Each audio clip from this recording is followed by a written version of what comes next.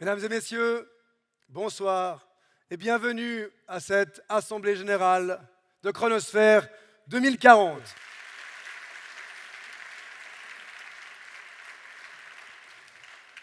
Nous sommes extrêmement nombreux ce soir et nous sommes heureux de vous accueillir.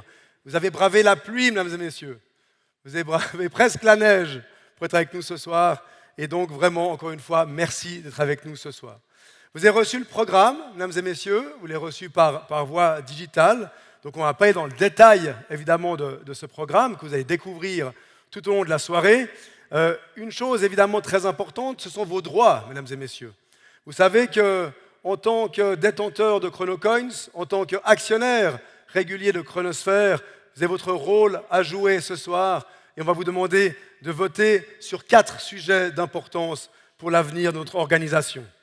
Donc, en tant que détenteur de ChronoCoins et actionnaire, vous avez bien évidemment les droits usuels selon la loi, mais également les droits ajoutés au fil des années par la convention de Chronosphère, un droit d'information régulier sur nos affaires, mais également un droit de veto sur les points qui concernent la gouvernance, la composition du conseil d'administration, mais également les orientations stratégiques qui ont un impact potentiel sur les valeurs et l'identité de la firme.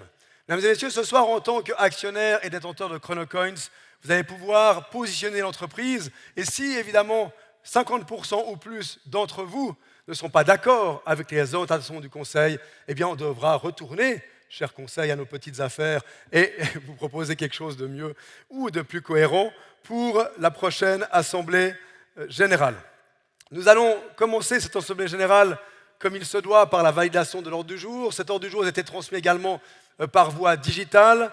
On va vous demander de valider formellement cet ordre du jour. Donc pour ça, je vais vous demander de sortir votre téléphone portable et donc on va vous demander de voter pour l'adoption de l'ordre du jour. C'est une première façon également de tester l'outil. S'il vous plaît, gardez-le actif parce qu'il vous permettra de voter pendant toute la soirée. Quelques 150 connectés, c'est pas mal. On commence par vous tester, mesdames et messieurs. Merci. Voilà, on est d'accord. D'accord. Mesdames et messieurs, voilà encore quelques secondes. Vous avez le temps de vous chauffer encore un petit peu, hein, donc n'ayez pas peur, puisque normalement le vote ne devrait pas être trop compliqué. S'il vous plaît, la validation de l'ordre du jour et les votes pour cette validation à l'écran. Merci beaucoup. Donc 95% d'entre vous, heureusement, valident l'ordre du jour de cette Assemblée générale et je vous en remercie. Pour ouvrir cette soirée, mesdames et messieurs, cette belle soirée de novembre 2040, nous allons accueillir sur cette scène Alfonso Gomez, ancien maire de la ville de Genève. S'il vous plaît, mesdames et messieurs. Madame la présidente du Conseil fédéral, Madame Barbet-Chapuis, chers et chers actionnaires, partenaires, mesdames, messieurs, en tant qu'ancien maire, je suis très heureux, très honoré d'être à vos côtés pour cette assemblée générale d'une maison genevoise qui est devenue emblématique, Chronosphère. Depuis 1891, cette entreprise familiale incarne l'alliance subtile entre la tradition horlogère qui nous est toujours si chère au niveau sentiment, bien entendu, l'innovation audacieuse et également cet engagement responsable que nous avons tant mis en avant ces dernières années. Depuis une quinzaine d'années, vous savez, le réchauffement climatique n'est plus une menace, ça fait même plus que 15 ans, on pourrait dire 20 ans, voire plus même. Eh bien, ce réchauffement, c'est une réalité qui a mis et qui met encore à l'épreuve nos sociétés. Chronosphère a choisi la voie exigeante mais indispensable, on le voit, de la durabilité, de la responsabilité. C'est devenu une référence mondiale du luxe durable et du circulaire, et dont le succès prouve à chaque instant qu'innover, c'est oser, mais c'est surtout un gage de réussite. Et là, en effet, oser repenser ces matières premières, oser lancer des collections circulaires et éco-conçues, et puis ainsi, elle a osé montrer que le luxe peut être beau, responsable à la fois, et elle est devenue une multinationale responsable. Ce courage, il inspire notre tissu économique tout entier, qui fait toujours le choix de la durabilité. Depuis 2020, et ce magnifique conseil administratif qui a été élu à ce moment-là, avec Madame Barbet-Chappuis qui était conseillère administratif et moi-même, eh bien depuis 2020, la ville est en tout cas heureuse d'accompagner ce mouvement dans le cadre de son engagement déterminé en faveur de la transition écologique. En 2 décennies, nous avons d'ailleurs atteint des résultats encourageants.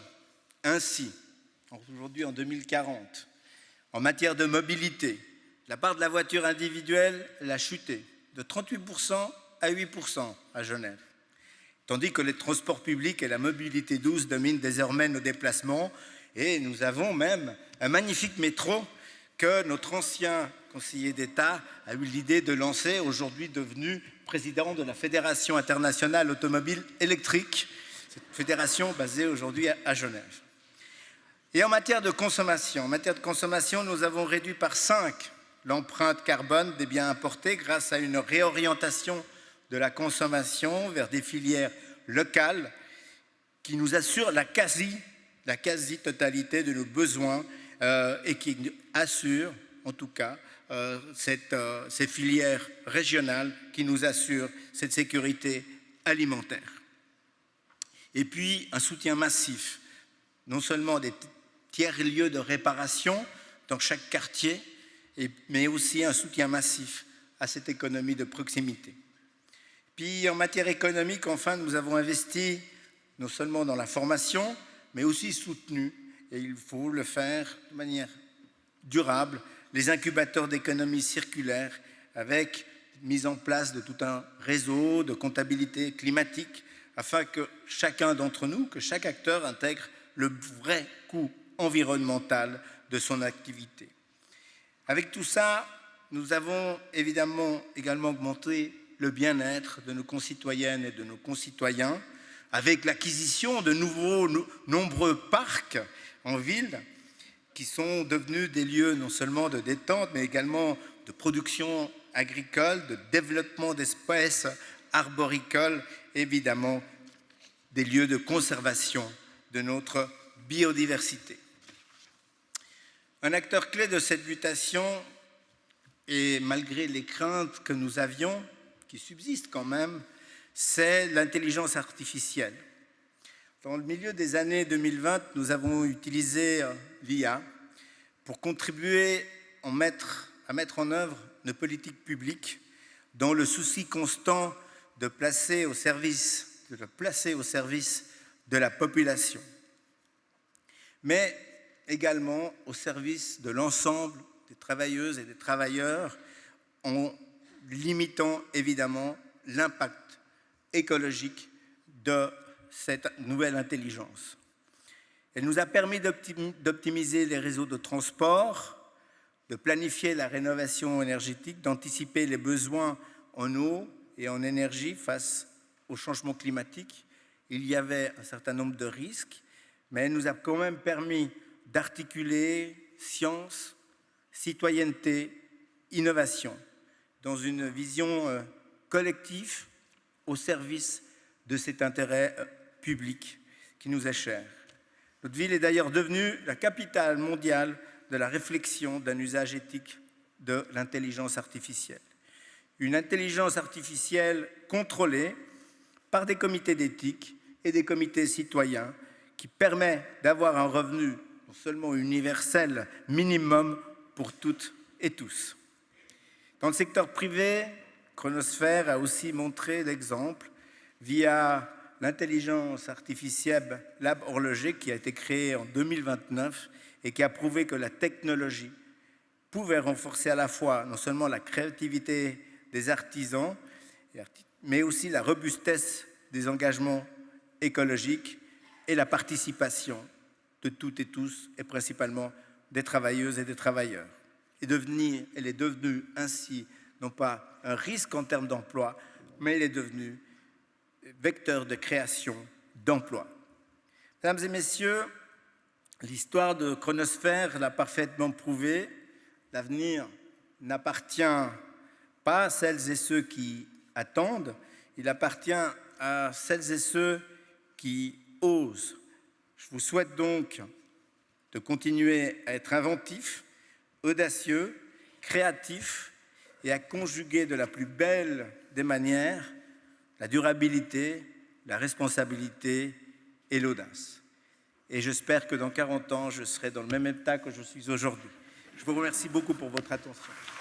Merci beaucoup.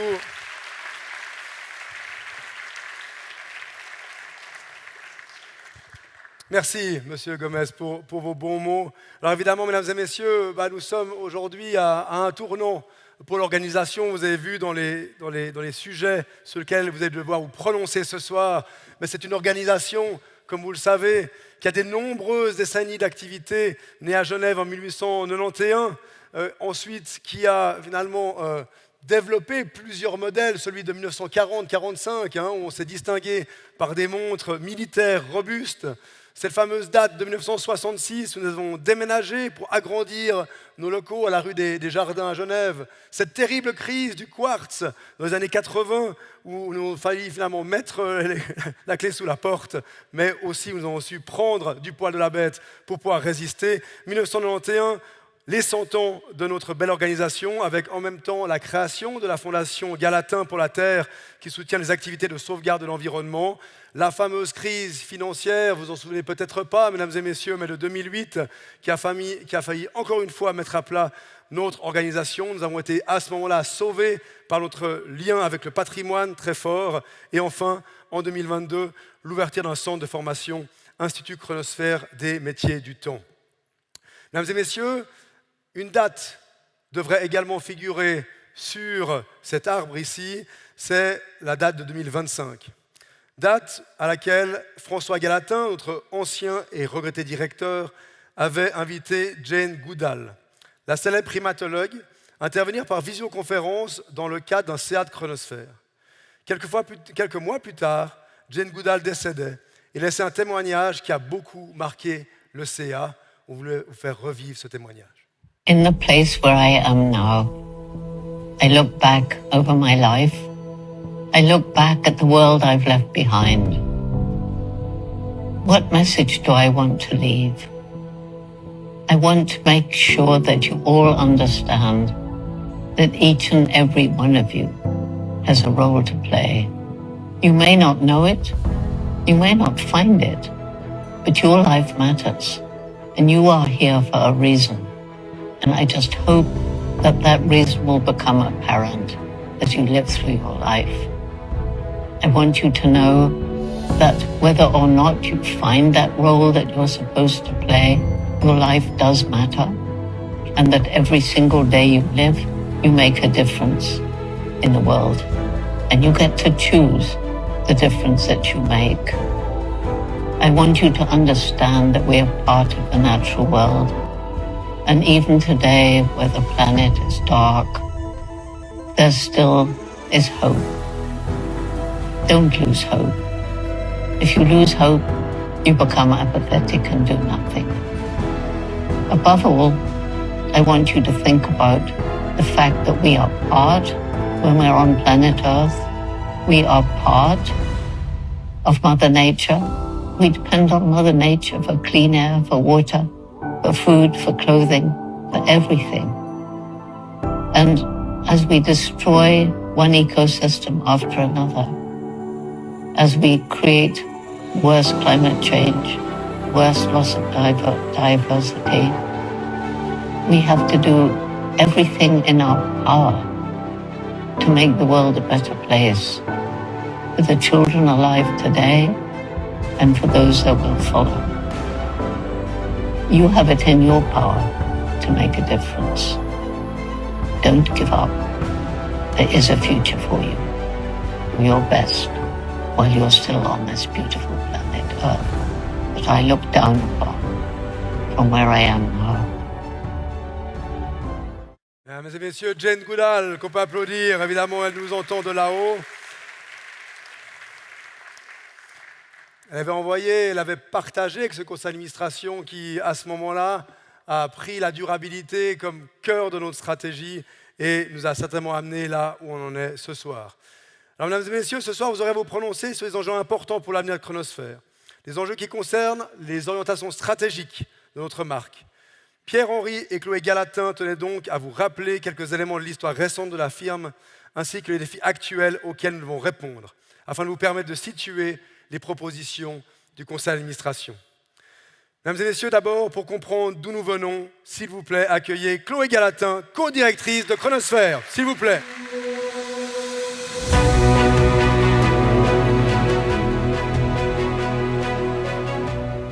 Mesdames et messieurs, chers actionnaires et détenteurs de Chronoscoins, c'est une grande joie de vous voir ce soir ici et de savoir que vous soutenez notre entreprise depuis toutes ces années. Parce que ces 15 dernières années ont été particulièrement intenses dans notre histoire. Nous avons traversé des crises géopolitiques, vu se contracter les marchés américains, affronté la montée d'une compétition intense des marchés asiatiques sur le segment du luxe. Nous avons également subi l'accélération du réchauffement climatique et de l'effondrement du vivant. Dans ce contexte mouvant, Chronosphère a dû repenser non seulement son positionnement, mais également ce que signifie produire une montre de luxe au XXIe siècle. Les mots de Jane Goodall que vous venez d'entendre ont résonné à de multiples reprises au sein du conseil d'administration et de la direction. Nous avons dû nous demander quel est le rôle que nous avons à jouer et comment faire le choix de l'espoir. Ce choix de l'espoir donne une responsabilité particulière dans l'entrepreneuriat et à nos décisions. Ce soir, avant de regarder vers l'avenir avec les décisions que vous avez à prendre, permettez-moi de vous rappeler encore quelques éléments de ces 15 dernières années. Vous vous souvenez sans doute, notre histoire récente a commencé par un tragique drame, le décès de notre père, François Galatin, qui est mort dans une avalanche alors qu'il faisait du ski de randonnée. Mon frère, Pierre-Henri, travaillait déjà dans la direction de l'entreprise à l'époque. De mon côté, je rentrais d'un séjour à Bangalore, dans la Silicon Valley indienne. J'y ai vécu d'ailleurs la grande vague de chaleur d'avril 2025 qui a créé plus de 150 décès et qui m'a fait comprendre concrètement les conséquences du réchauffement climatique. Ensemble, mon frère et moi avons repris la direction de Chronosphère et fait face à l'imprévu. En 2026, le contexte mondial était troublé. Nous étions une maison familiale fragile mais fière. Entre 2028 et 2030, avec le conseil d'administration, nous avons entamé un premier grand chantier, créer une montre circulaire. Cela signifiait repenser chaque composant, chaque geste, chaque chaîne de valeur, de la conception à la fin de vie, de façon à ce que nos montres durent le plus longtemps possible et puissent retourner dans chacun de leurs composants à la Terre sans la polluer. Nous avons à l'époque collaboré avec le Circular Lab dit de Genève, engagé la certification B Corp et lancé une filière interne de reconditionnement. Et puis en 2030, nous avons dévoilé Chronoterre, notre première montre circulaire.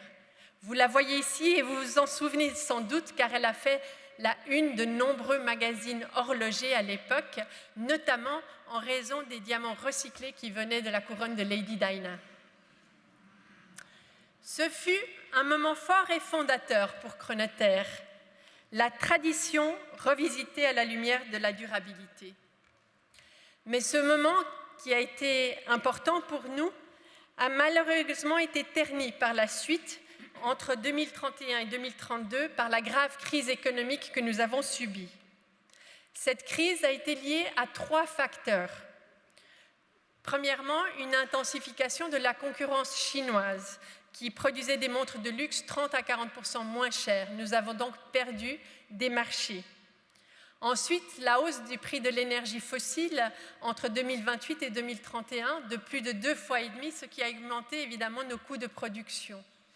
Et puis enfin, nous avons un peu tardé à Chronosphère au départ à adopter l'intelligence artificielle, ce qui a engendré un retard technologique. Au final, durant ces années, nos ventes ont chuté de 18%, ce qui évidemment a créé une énorme tension sur notre trésorerie. Nous avons dû à l'époque licencier 150 personnes, ce qui a été une épreuve, bien sûr pour nos collaborateurs et collaboratrices, mais aussi pour nous à la direction. Le conseil d'administration s'est alors posé la question qui hante toutes les maisons familiales. Devions-nous céder Chronosphère à un grand groupe pour survivre? Les offres existaient, mais au final, nous avons refusé. Nous avons choisi de rester fidèles à notre valeur d'indépendance et nous avons choisi d'inventer notre propre voie. Nous avons ouvert 3% du capital à travers une levée de fonds en Chronocoin, cet actif numérique que plusieurs d'entre vous présents ici possèdent et qui est adossé à la valeur de l'entreprise. Ce fut un pari extrêmement audacieux. C'était la première fois qu'une entreprise de luxe horlogère osait ce pari, mais nous avons rencontré le succès et retrouvé une trésorerie plus équilibrée. Les années suivantes ont été celles de la transformation, parfois choisie, parfois subie. Entre 2031 et 2035, les événements climatiques se sont accélérés. Vous vous souvenez sans doute des inondations en Europe qui ont paralysé 20% des infrastructures, impactant également nos commandes et nos livraisons. Et puis en 2032, il y a eu cette hausse énorme du niveau du Rhône, liée là aussi à des inondations qui ont paralysé notre production durant 2 mois. Enfin, en 2033, il y a eu ces incendies en Europe méridionale qui ont fini aussi par arriver en Suisse et qui ont brûlé la forêt du Rizou. Ce fut un réel traumatisme pour tout le monde horloger de voir flamber ce berceau de tant de pièces horlogères. C'était comme voir partir en fumée un symbole de notre patrimoine, s'effriter un pan de notre mémoire. À la même époque, un cri est monté du monde scientifique. Plus de 150 scientifiques dans le monde entier ont entamé une grève de la faim. Ils voulaient nous réveiller, nous rendre attentifs à l'urgence d'agir parce que, entre 2025 et 2033, le dépassement des limites planétaires s'est encore accéléré. Chez Chronosphère, cet appel des scientifiques agit comme une déflagration. Nous avons, une fois de plus, réuni tout le conseil d'administration pour une retraite décisive, en présence de Hugo Goudal, le fils de Jane Goodall. Pendant 2 jours, nous avons débattu, douté, pesé les enjeux, mais au final, nous avons pris une décision fondatrice. Depuis 2034, toutes nos décisions à la direction de Chronosphère seraient pesées à l'aune des limites planétaires. Et nous avons ajouté une 5e valeur à notre charte, l'impact positif. Lors de ces discussions au conseil d'administration, nous savions que nous ne changions pas juste une ligne dans un document d'entreprise. Non, nous changions notre regard sur ce qui fait la valeur. Ce choix n'a pas été simple. Il nous a confrontés à nos tensions entre raison économique et responsabilité écologique, entre la peur de perdre et le courage d'agir. D'ailleurs, dans les discussions du conseil d'administration, nous avons vu 2 temporalités s'opposer, celle du trimestre financier et celle du siècle. Mais aujourd'hui, ces 2 temporalités coexistent dans chacune de nos décisions et nous en sommes particulièrement fiers. À Chronosphère, nous croyons profondément que l'avenir du luxe se jouera sur cette ligne de crête, entre l'exigence du beau et celle de la régénération du vivant. Le temps où le prestige suffisait est révolu, mesdames et messieurs. Nos clients veulent du sens, nos enfants demandent des comptes et notre planète n'a plus de patience.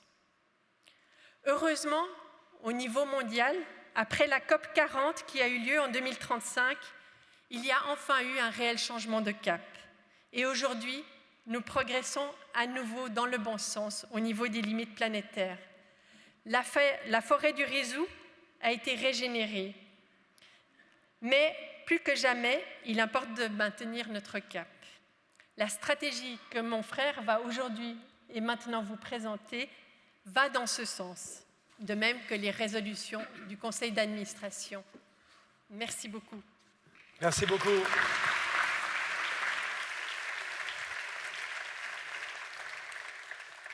Merci Madame la Directrice. Et donc pour comprendre nos stratégies et où nous allons, nous accueillons Pierre-Henri Galatin, co-directeur de Chronosphère. S'il vous plaît.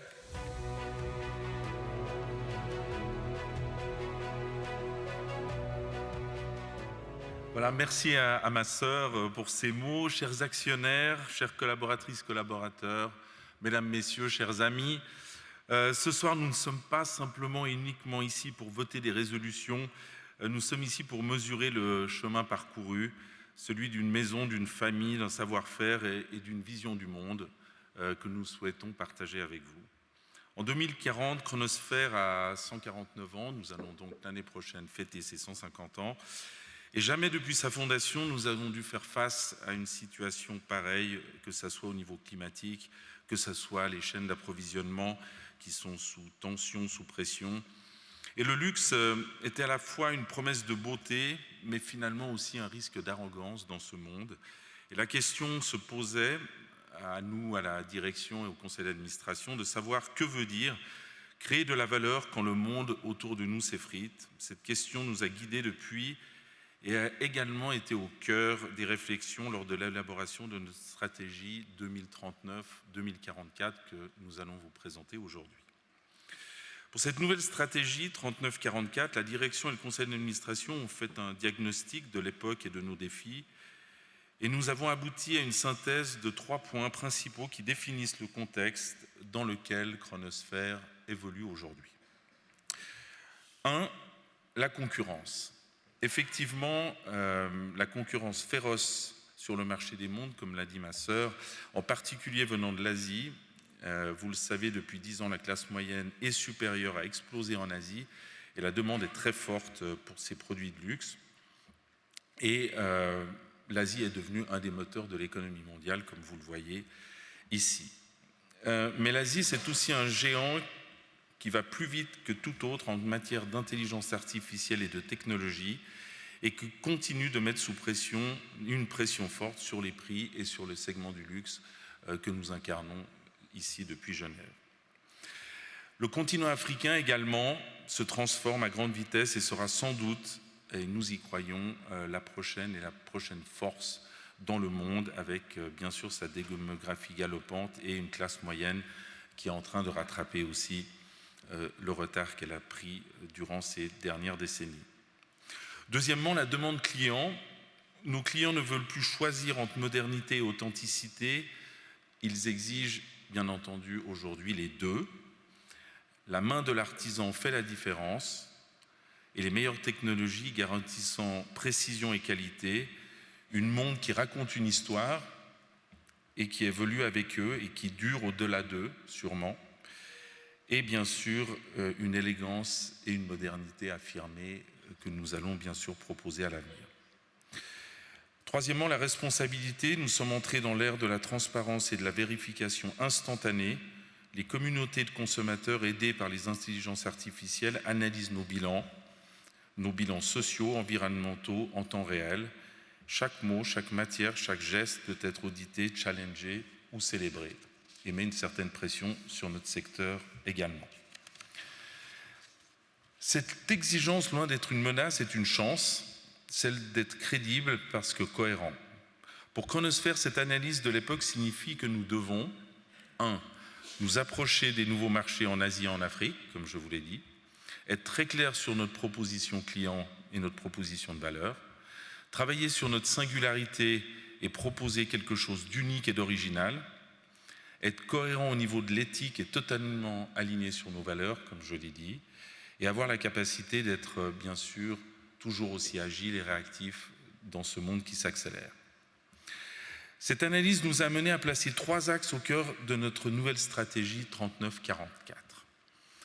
1. La circularité régénérative. Nous voulons atteindre l'objectif de 100% de monde circulaire en 2044. Nous voulons continuer à faire le pari de l'avenir, à inventer des matériaux nouveaux, on y reviendra, à explorer des territoires inédits, notamment en supprimant les produits nocifs à l'extraction, au polissage et au nettoyage des matières que nous utilisons. Lors du dernier classement du WWF que vous voyez sur la durabilité des montres, nous avons été premiers, mais nous n'en faisons pas un trophée, c'est une responsabilité, et être le premier, comme vous le savez, c'est montrer la voie, généralement, et c'est ce que nous allons essayer de continuer à faire. Deuxièmement, l'indépendance et le développement économique vers l'Asie. Comme vous le savez, nous restons indépendants, nous avons fait ce choix il y a maintenant des années, une indépendance familiale cohérente sur la durée. Aucun fonds spéculatif, aucune financiarisation à court terme ne dictera les choix de notre entreprise. Mais notre regard s'élargit vers l'Asie et l'Afrique, là où se joue l'avenir et le luxe conscient. Nous voulons y grandir, non comme une marque étrangère, mais comme une marque partenaire, enracinée dans les écosystèmes locaux. Nous visons une croissance de plus de 20% du chiffre d'affaires en 5 ans, bien entendu sans renoncer aux valeurs qui fondent notre société. Et troisièmement, l'expérience client singulière et l'intelligence artificielle. Chez Chronosphère, l'IA ne remplace pas la main humaine, bien au contraire, elle la révèle. Elle permet de concevoir des mondes programmables qui évoluent au fil de la vie de leurs propriétaires sans jamais perdre la chaleur du geste artisanal. Nous voulons offrir une expérience immersive aussi à nos clients, mais ancrée dans la réalité du temps. Nous pensons que cette stratégie est la bonne et nous en sommes convaincus. En termes de valeur, nous sommes dans un monde dans lequel les ressources sont limitées, comme vous le savez. Nous devons réfléchir à la façon de pérenniser ces ressources. Sinon, malheureusement, il n'y aura plus de clients, ni de possibilité de vendre quoi que ce soit. Il s'agit donc d'une question de survie pour nous, mais pour l'humanité dans son ensemble. En termes de vente, nous sommes sûrs que la clientèle est prête à nous suivre. Nous avons fait des études dans ce sens, puisque notre monde circulaire a aujourd'hui déjà le plus fort taux de croissance parmi les différents modèles que nous proposons. Cette stratégie impose certains choix. Il faudra supprimer les produits qui ne sont pas à impact positif, abandonner certaines gammes de montres, et nous en parlerons plus tard, afin de renforcer la lisibilité de notre marque. Chaque montre devient un symbole d'engagement, ce qui consolide la confiance du consommateur et la cohérence interne. Malheureusement, cela peut bien entendu entraîner aussi une chute temporaire des volumes de vente. Nous l'avons estimé entre 5 et 10%, puisque nous abandonnerons certaines gammes dans l'assortiment de nos produits. Il faudra bien sûr aussi assumer certainement des prix plus élevés. Les études du Luxury Consumer Index en 2038 le confirment. 70% des clients du segment montre autour des 50 000 francs acceptent un surcoût de 10 à 15% pour un produit durable, traçable et transparent. Nous devons leur parler vrai dans un contexte de saturation publicitaire. Le discours de vérité, de transparence est devenu bien sûr un puissant levier de différenciation pour notre marque. Il faut accroître les investissements, notamment en recherche et développement sur les matériaux circulaires et les alternatives aux produits nocifs. Il va donc certainement falloir assumer une politique de dividendes un peu restrictive afin de ne pas engager l'entreprise dans une période de surendettement qui aurait des conséquences difficiles pour la suite de l'aventure Chronosphère. Donc dans ce contexte, chers actionnaires, la durabilité et le changement ont un coût, vous le savez, mais ce coût seront des bénéfices pour l'avenir. Ce soir, nous vous demandons d'accepter les résolutions qui vous seront soumises, mais en acceptant que durant peut-être un certain temps, vous recevrez des dividendes réduits, même si la valeur de l'action, bien sûr, pourra continuer à croître. C'est un investissement dans l'avenir que vous nous demandons ce soir, et je laisse la place aux différentes personnes qui vont essayer, comme moi, de vous convaincre. Merci à toutes et à tous et très belle soirée. Merci. Merci, monsieur le directeur. Merci beaucoup. Dernière intervention de la direction, et pas des moindres, puisque vous savez que depuis 20 ans, l'entreprise se transforme avec l'IA. Et la directrice de l'IA chez Chronosphère, Alizée de Tonac, s'il vous plaît.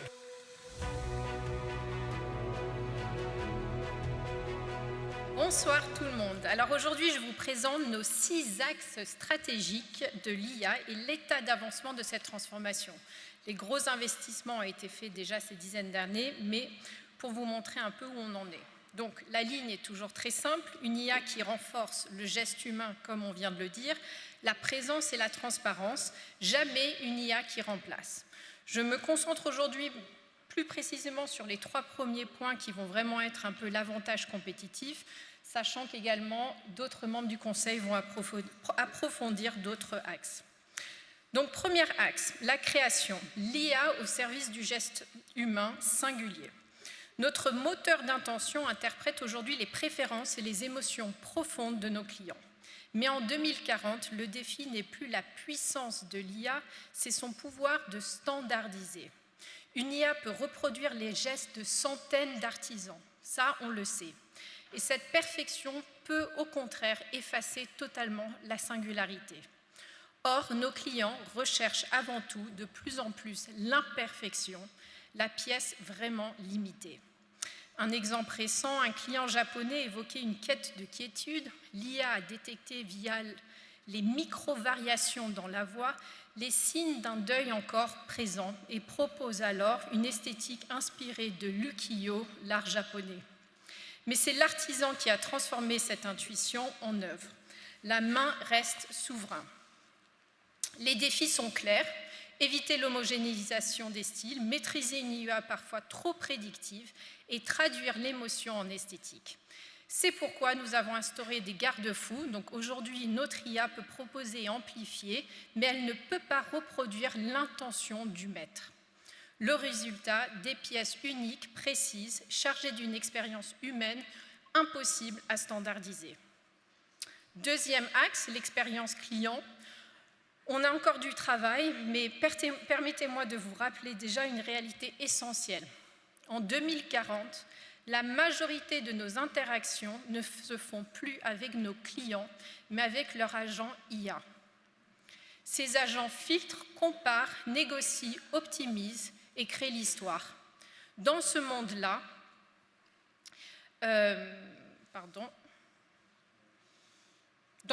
maintenir une relation humaine directe est devenu stratégique. C'est pourquoi nous avons développé la coprésence augmentée qui va vraiment renforcer ce lien émotionnel. Donc, premièrement, l'agent IA du client participe à la création en temps réel, il transmet ses variations émotionnelles et stylistiques et notre IA fait évoluer la pièce même quand le client est absent. Deuxièmement, grâce aux derniers gros investissements, nos textiles sensoriels intégrés à nos ateliers synchronisés permettent aux clients et l'artisan de partager un véritable moment, même à distance. Les textiles restituent la pression, la chaleur, la nuance du geste, et une partie de cette interaction est ensuite intégrée dans la montre.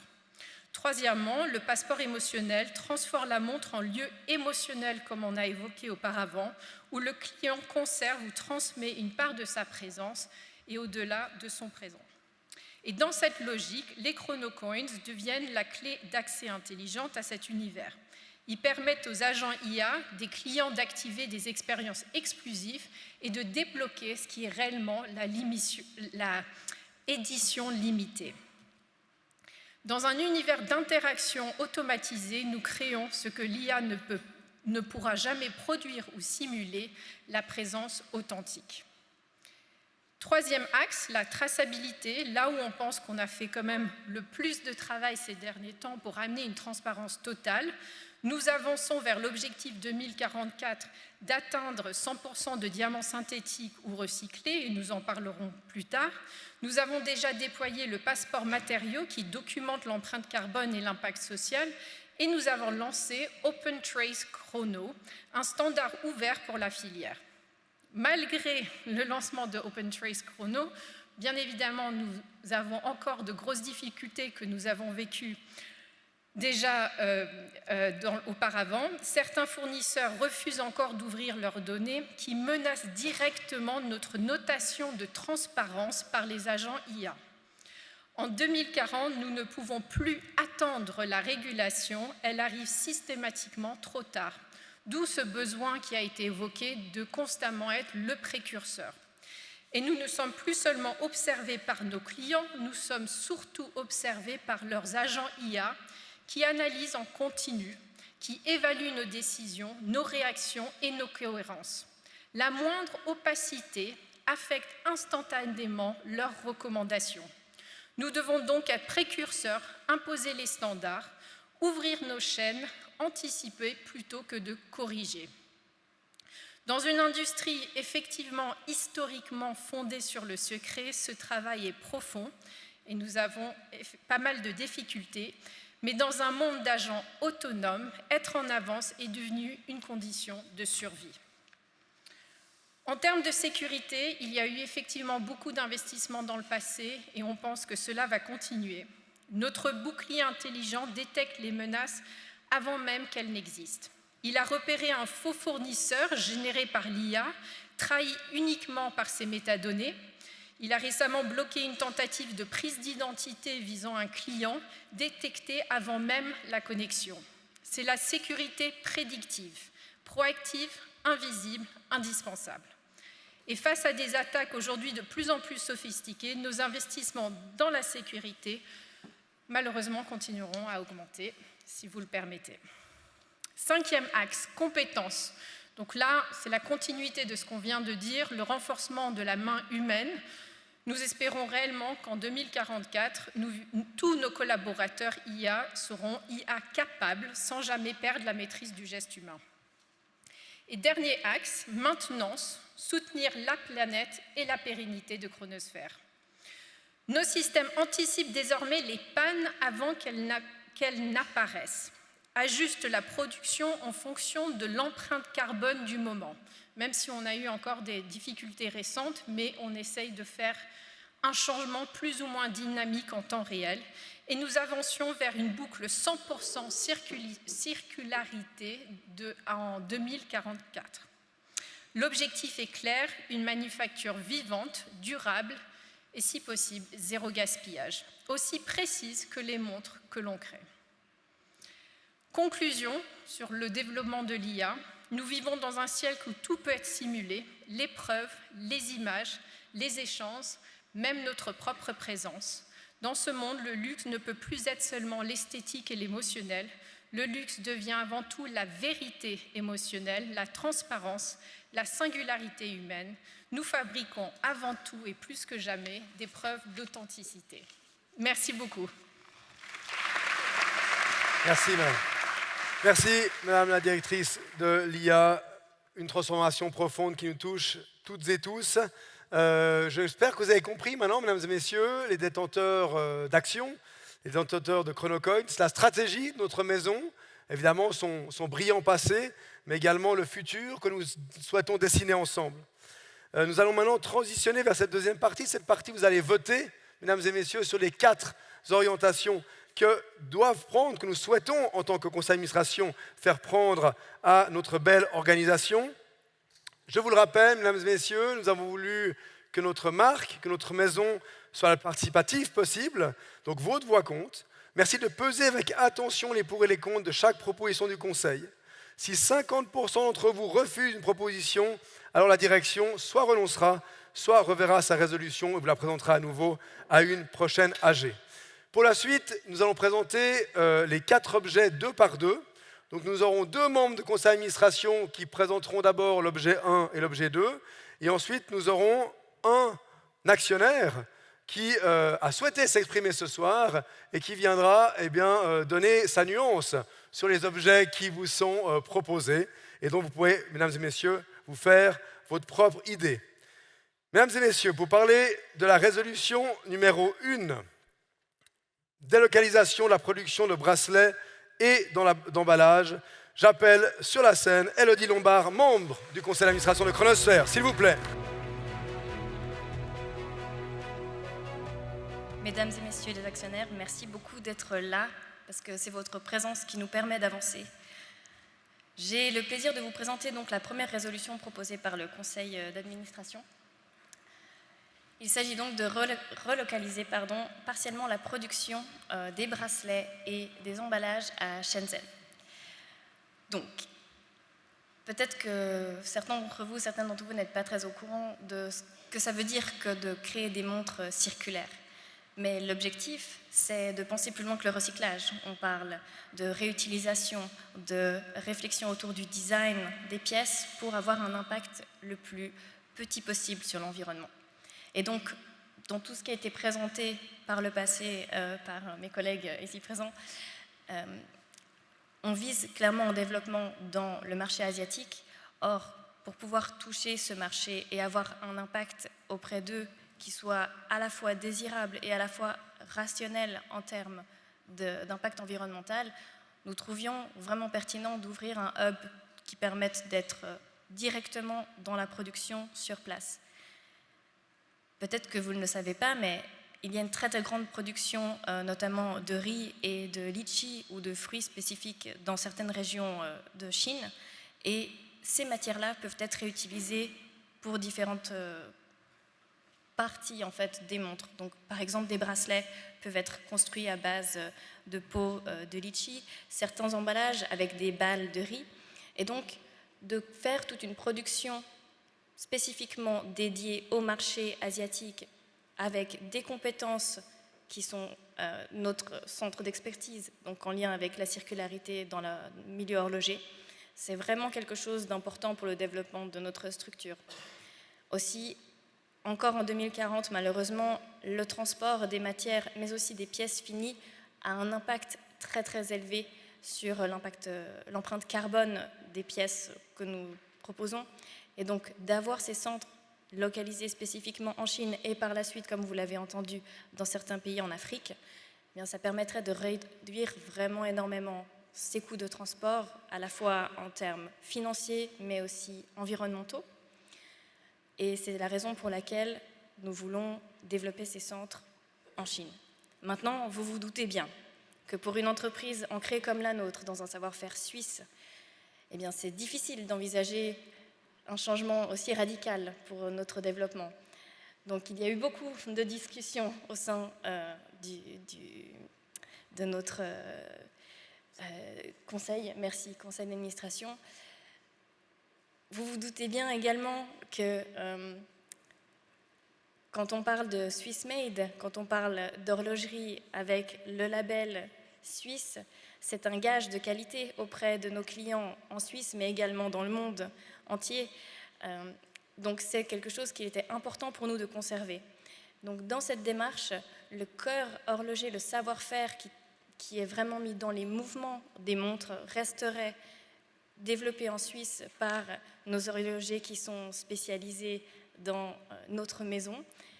Mais ensuite, ces mouvements seront amenés en Chine pour être assemblés par des spécialistes qui sont également formés par nos équipes, notamment à travers les différents outils de l'IA qui ont été présentés par Alizé par avant.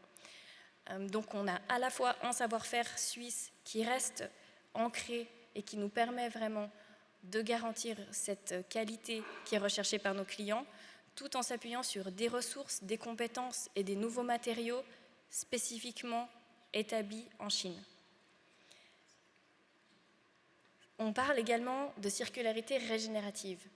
La régénération, ça veut dire qu'on permet d'améliorer soit les conditions sociales, soit les conditions environnementales dans lesquelles sont produites nos montres.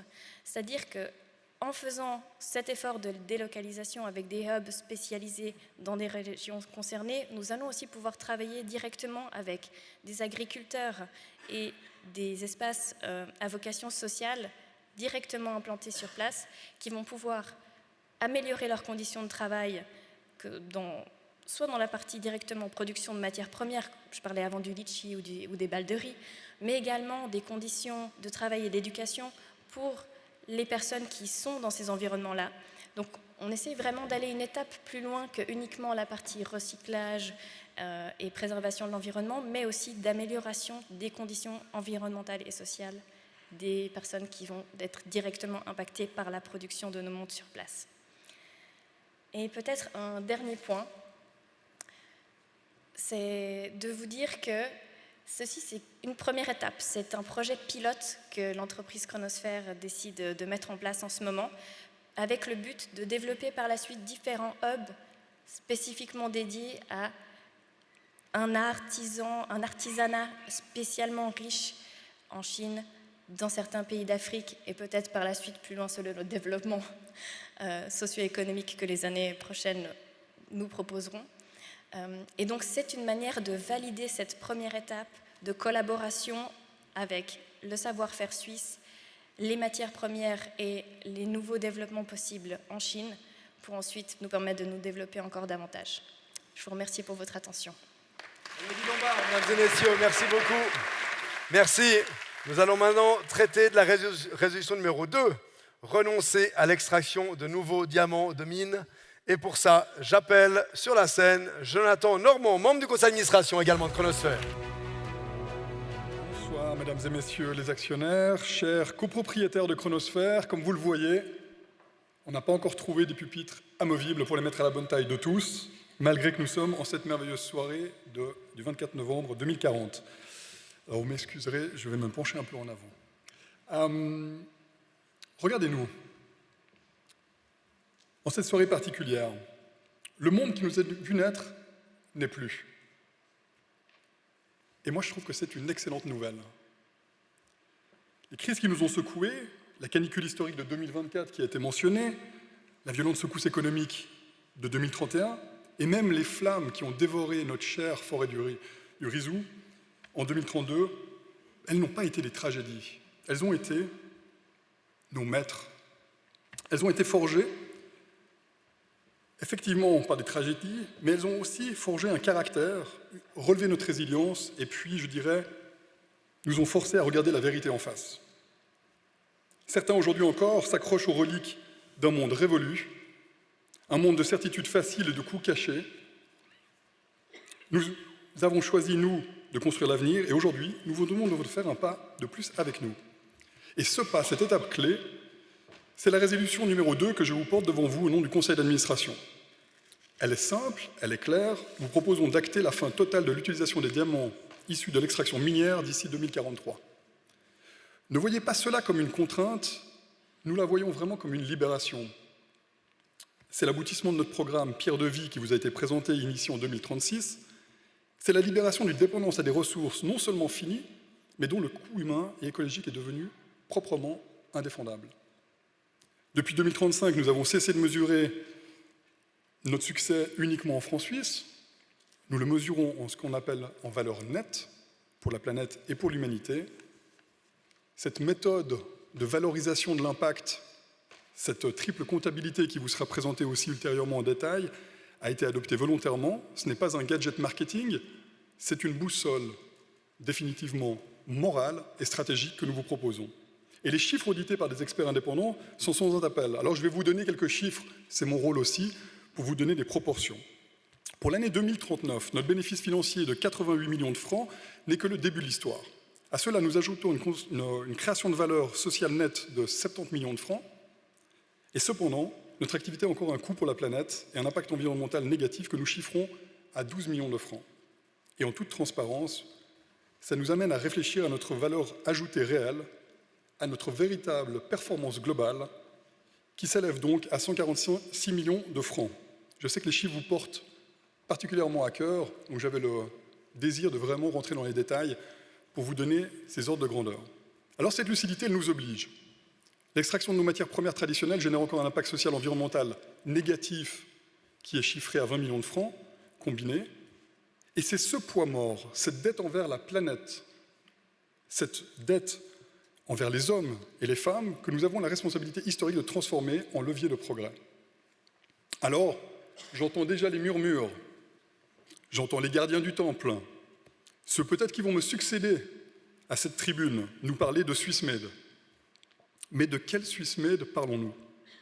Celui qui, dès 2025, a regardé sans broncher notre souveraineté se dissoudre au gré des intérêts de quelques oligarques et régimes autoritaires? Le SwissMed qui fermait les yeux tant que le carnet de commandes était plein? Ce SwissMed-là, eh bien je vous le dis, il est mort. Et nous ne le pleurerons pas. Notre SwissMed à nous, nous le voulons lumineux, car nous nous souvenons que le luxe, le vrai, ne vient pas de luxuria, l'excès, mais de luxe, la lumière, messieurs et dames. Notre SwissMed, lumineux comme le luxe responsable, ne se définit pas par l'origine géographique des trous que nous creusons dans la terre, mais par l'intelligence que nous mettons dans nos créations et la dignité que nous offrons à nos collaborateurs et aux communautés que notre industrie a trop longtemps ignorées. Alors, et puis, je vous dirais qu'il y a l'autre argument, le plus prévisible, celui qu'on entend souvent, même le plus usé, si vous me permettez l'expression, la protection de l'emploi. Argument touchant s'il n'était pas si souvent le paravent de l'immobilisme. De quel emploi parlons-nous alors? Ceux délocalisés qui consistent à polir des pierres extraites dans des conditions indignes, ou les emplois que nous créons ici en Suisse, dans notre Circular Lab, dans notre IA Lab, tel que présenté précédemment, dans la formation et la reconversion de nos chaînes de valeur.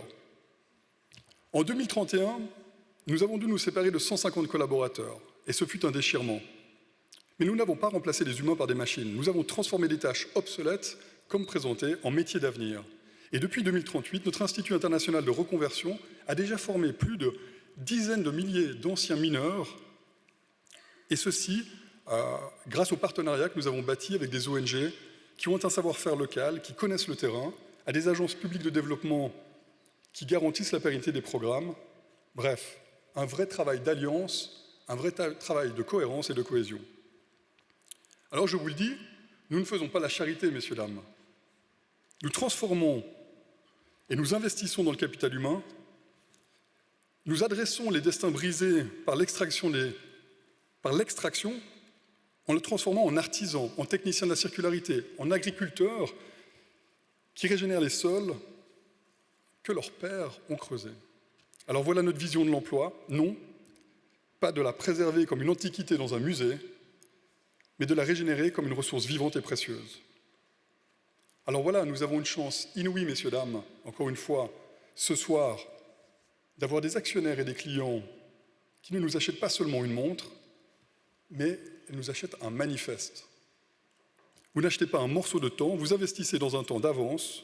Vous avez compris que le vrai luxe aujourd'hui n'est plus la rareté d'une pierre, mais bien le courage d'une vision. Et c'est cette vision forte et commune que je viens défendre devant cette résolution. Donc je vous laisse voter pour cette belle résolution. Vous ne votez pas contre le diamant, vous votez pour l'intelligence humaine, vous votez pour un luxe qui ne prend plus à la terre, mais qui contribue au monde. Alors, votez pour l'avenir, votez pour Chronosphère, je vous remercie. Merci beaucoup, cher Jonathan. Merci beaucoup. Nous avons un actionnaire qui a demandé la parole sur cet objet. Mesdames et messieurs, je prie d'accueillir Vincent Subilia, s'il vous plaît. Voilà, Monsieur le Président, Mesdames et Messieurs les co-directeurs, mais surtout chers co-actionnaires, parce que c'est à nous finalement qu'appartient cette entreprise, y compris à la présidente de la Confédération qui nous fait l'honneur d'être présente parmi nous ce soir. D'abord un mot, Monsieur le Président, si je puis me permettre. Vous portez haut les couleurs exclusives de cette belle marque à laquelle nous sommes toutes et tous très attachés ici, mais vous la voulez aussi inclusive. Alors si vous m'y autorisez, en termes d'inclusivité, permettez-moi d'observer que le lieu choisi ce soir, où l'accès à celui-ci, qui pour un homme de mon âge relève du parcours du combattant, est véritablement défavorable à celles et ceux dont la mobilité par hypothèse serait réduite. Donc il me semblerait assez bon qu'on applique à soi-même les maximes que l'on prône pour autrui. Et puis, je me permets d'observer que voilà depuis 15 ans ces artères éventrées qu'il faut fuir tous les commerçants de proximité, cette même proximité pour laquelle vous vous battez. Je me souviens à l'époque où je présidais aux destinées de la Chambre de commerce qui célèbre ses 175 ans et donc Chronosphère est un membre historique. Je me battais déjà pour que le bon sens eh bien, l'emporte sur l'idéologie. Je vois qu'en 15 ans, malheureusement, cette aimable bourgade genevoise n'a que peu évolué. Mais enfin, restons ici optimistes, c'est ce qui nous réunit et je vous remercie dans cette démocratie actionnariale, parce que c'est de cela dont il s'agit que je puisse prendre la parole. Rassurez-vous, on parle de chronosphère, je vais essayer de ne pas être trop chronophage, mais je le fais sous une lumière aveuglante que l'on doit l'énergie nucléaire désormais maîtrisée qui a repris des couleurs. C'est ça le luxe le luxe qu'évoquait le membre du conseil d'administration, et c'est la lumière, effectivement. Et puis j'observe aussi qu'il neige en altitude, c'est dire si le réchauffement climatique n'a pas eu totalement raison de nos glaciers. Voilà, j'en ai terminé avec mon propos introductif. Venons-en aux faits. Vous nous proposez ici 2 résolutions parfaitement illusoires et que je me dois, et je crois ne pas être le seul ici dans la salle, de contester avec véhémence. D'abord, s'agissant des diamants. Certes, on peut avoir la prétention de vouloir faire évoluer la situation en trouvant des solutions pragmatiques, et je m'associe à ce mouvement. Mais voyez-vous, s'agissant de notre marque, le luxe, et vous en êtes conscient puisque vous le revendiquez, il s'est bâti sur 2 piliers, la rareté et la tradition. La rareté, c'est cette matière noble, scintillante que l'on a vu apparaître à l'écran, que vous portez toutes et tous à vos poignets. C'est celle qui faisait que la couronne de feu la princesse Diana a pu être transformée dans ce beau garde-temps. Cette matière noble, cette perfection, en renonçant complètement au diamant de mine, Chronosphère risque véritablement de brouiller son image de prestige. Des clients fortunés, et je rappelle ici, quoi qu'on puisse en penser pour des raisons éthiques, eh bien que ce sont celles et ceux qui peuvent s'offrir ce type de montres, d'objets qui donc font vivre notre belle maison. Il s'agit ici eh bien, de ménager leur susceptibilité, et ceux-ci pourraient percevoir, si vous renonciez à ces diamants, la montre comme moins exclusive ou moins pure, je le mets ici entre guillemets. Donc cette tension entre économie régénérative et imaginaire du luxe pourrait déstabiliser la clientèle traditionnelle et faire chuter encore eh bien, la marge de notre maison, dont vous conviendrez, nonobstant tous les efforts que vous avez déployés avec le plan d'investissement particulièrement ambitieux qui est le vôtre en matière d'intelligence artificielle, que nous avons besoin de moyens parce que l'équation, la règle de 3 que la ville de Genève peine parfois à maîtriser, c'est qu'avant d'engager des budgets, eh bien, il faut peut-être eh bien, veiller à en disposer. Donc, ici eh bien, vouloir remplacer les diamants me paraît être une fausse piste. Et puisque l'on parle de pistes, il y a les pistes que nous avons réussi grâce aux emplois qui ont été créés dans des pays vulnérables. Eh bien, nous avons généré, vous l'avez dit, de l'emploi. Imaginez ici qu'il puisse être totalement remplacé. C'est encore une fois illusoire. C'est là où vous vous leurrez d'illusions, je me permets de vous le dire comme je le pense. Mais finalement, puisque cette maison m'appartient autant qu'à toutes celles et ceux qui sont dans la salle, eh bien, je m'autorise ce propos. Et puis, il y a la tradition. Celle-ci, elle repose sur l'image de l'artisan, comme mon prédécesseur, courbé sur son pupitre, qui travaille les diamants, les pierres précieuses, à la fin dans un atelier unique, les cabinotiers qu'on connaissait au quai de Lille. Ça n'a rien à voir avec l'image de diamants synthétiques, à peu près aussi peu artisanaux, mais autant artificiels. Moi, j'aime l'intelligence artisanale, voyez-vous. J'aime l'intelligence affective et pas l'intelligence artificielle. On doit revenir ici aux fondamentaux. Donc, pour ces bonnes raisons, mesdames et messieurs, vous l'aurez compris, il faut rejeter d'un revers de la main cette proposition, cette résolution numéro 2. Et puis, je viens à la résolution numéro 1. Vous avez vu ces tours dans cette ville de Shenzhen, une modeste bourgade. J'y suis allé à de nombreuses reprises. C'est un village de pêcheurs. Aujourd'hui, eh bien, c'est une ville tentaculaire. Est-on vraiment là dans l'antre du luxe, dans l'antre de l'artisanat, j'y reviens, qu'on cherche à nous dépeindre? Délocaliser, même partiellement, c'est fragiliser le récit identitaire qui fait notre force depuis 1891, soit depuis bientôt 150 ans. Une montre Chronosphère est suisse de la boîte au bracelet. Chronosphère, c'est le geste des artisans de chez nous, cet élément patrimonial, la précision suisse. On dit des Suisses, et j'en suis la meilleure incarnation, qu'ils ont des montres, mais qu'ils abusent du temps. C'est du 100% Swiss made. Fabriquer des bracelets avec des litchis, mesdames et messieurs, réveillez-vous. Avec de l'avocat, allez le manger sur un toast, mais pas à Shenzhen, s'il vous plaît. Le consommateur de montres de luxe n'achète pas seulement une esthétique et une précision, il achète un ancrage culturel. Et d'ailleurs, puisque je vieillis, je vais devoir chausser mes lunettes, fabriquées en Suisse, mesdames et messieurs, ici par nos artisans. Et ça, l'intelligence artificielle ne l'a pas encore remplacé. C'est le Swiss made. C'est ce qui fait notre identité. Si nous glissons sur cette pente, nous brouillons les messages et prenons le risque d'une dévalorisation alors pour le coup véritablement durable.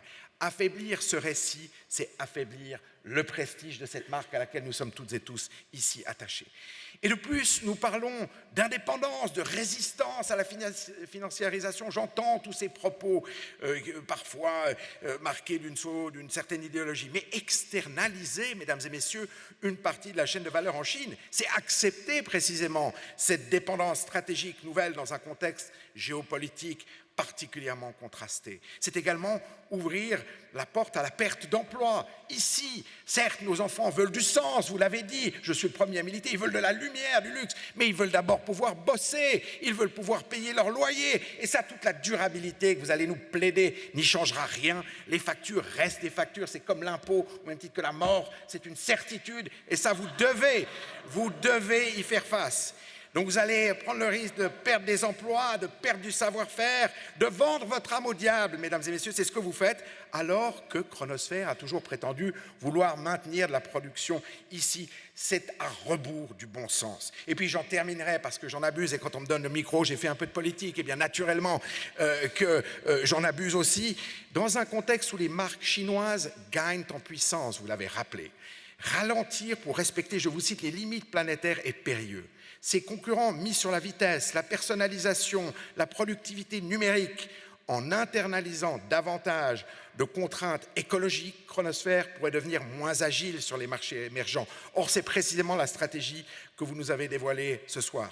Ce positionnement moralement fort, et je l'entends, risque de se traduire par des parts de marché en recul et donc de l'emploi en contraction.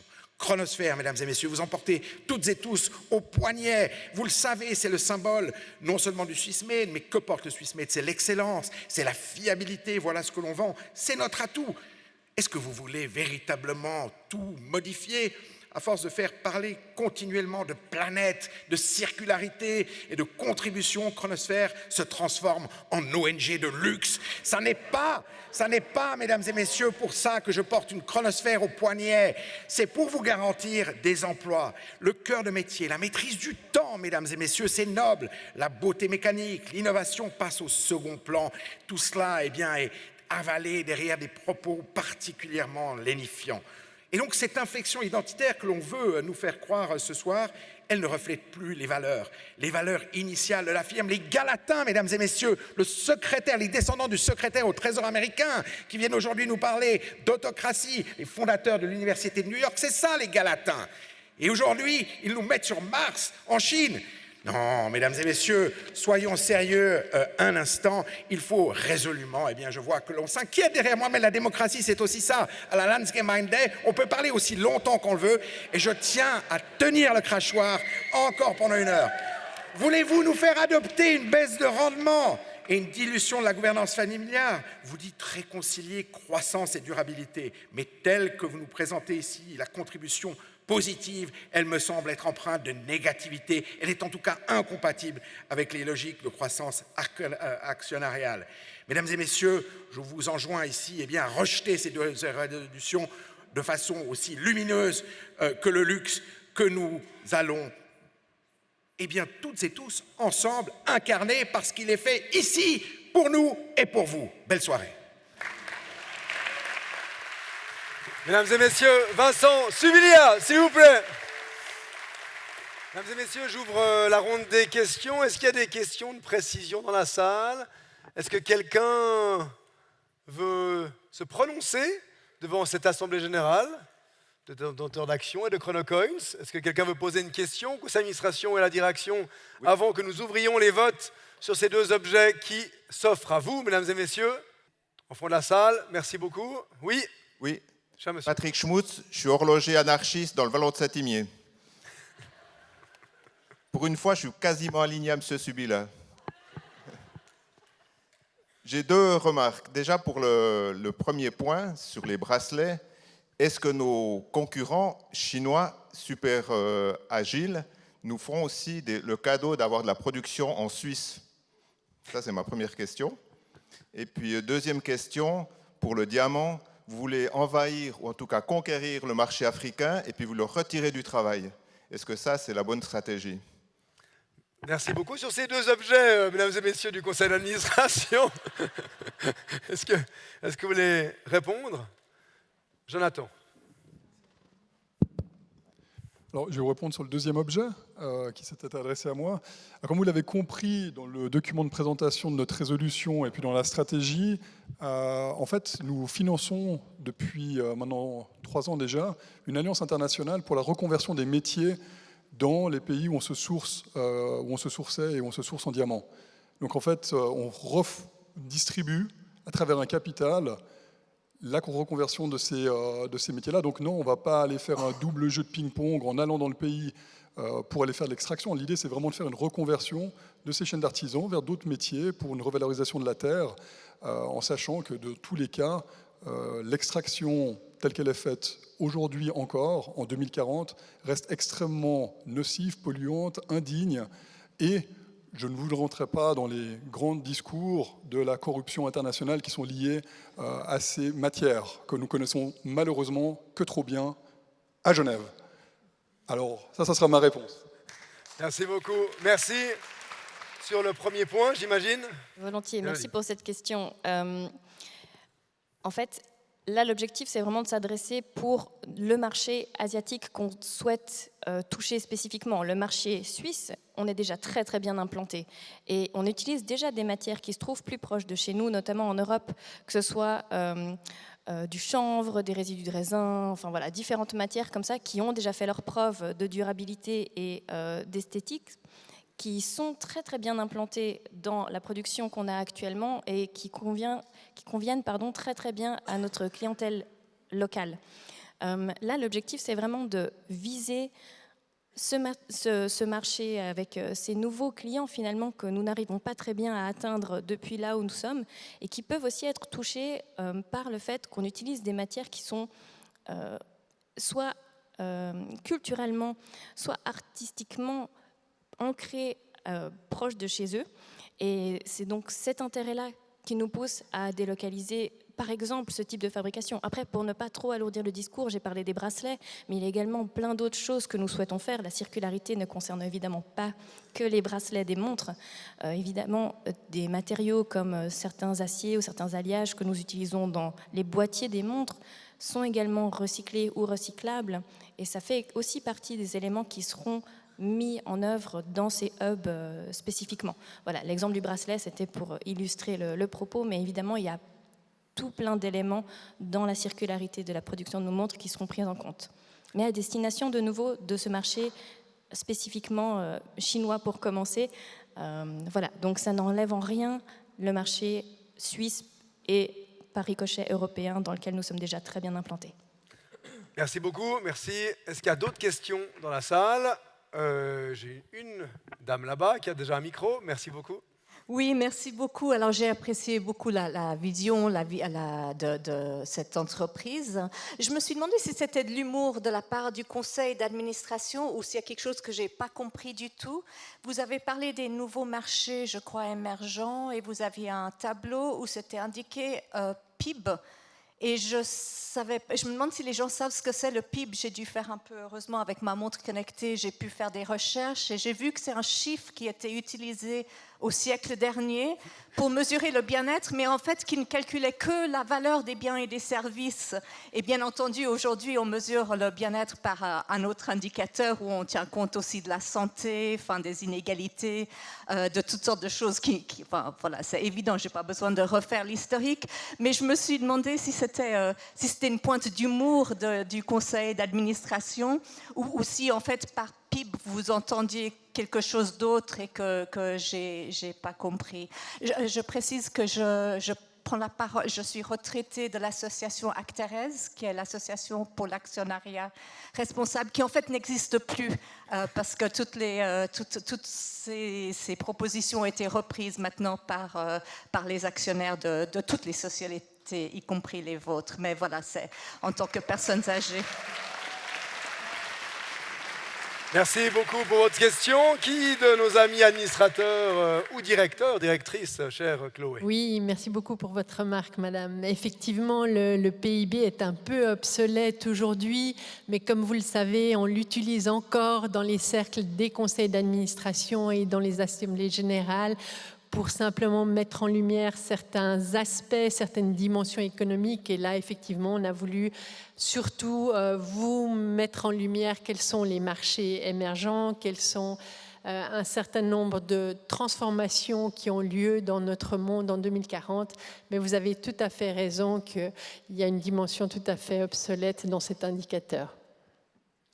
Merci. Est-ce qu'il y a à peu près une dernière question? Oui, ici devant, est-ce que quelqu'un peut passer le micro, le lancer jusque là devant? Merci, chère Léa. Merci beaucoup. Une dernière question sur ces objets 1 et 2 soumis au vote, mesdames et messieurs, ce soir. Oui, merci beaucoup, Sacha Nick, scientifique, pas anarchiste en 2025, moi 2040, je ne suis pas sûr. Permettez-moi de poser une question un peu critique. C'est-à-dire, bien évidemment, c'est une excellente idée de sortir de l'extraction de diamants. Quelle absurdité que les gens aient fait ça dans le passé. Mais est-ce que vous ne nous racontez pas autant... est-ce que vous ne mettez pas autant d'accent là-dessus pour cacher le fait que l'extraction des métaux, qui est beaucoup plus problématique, continue?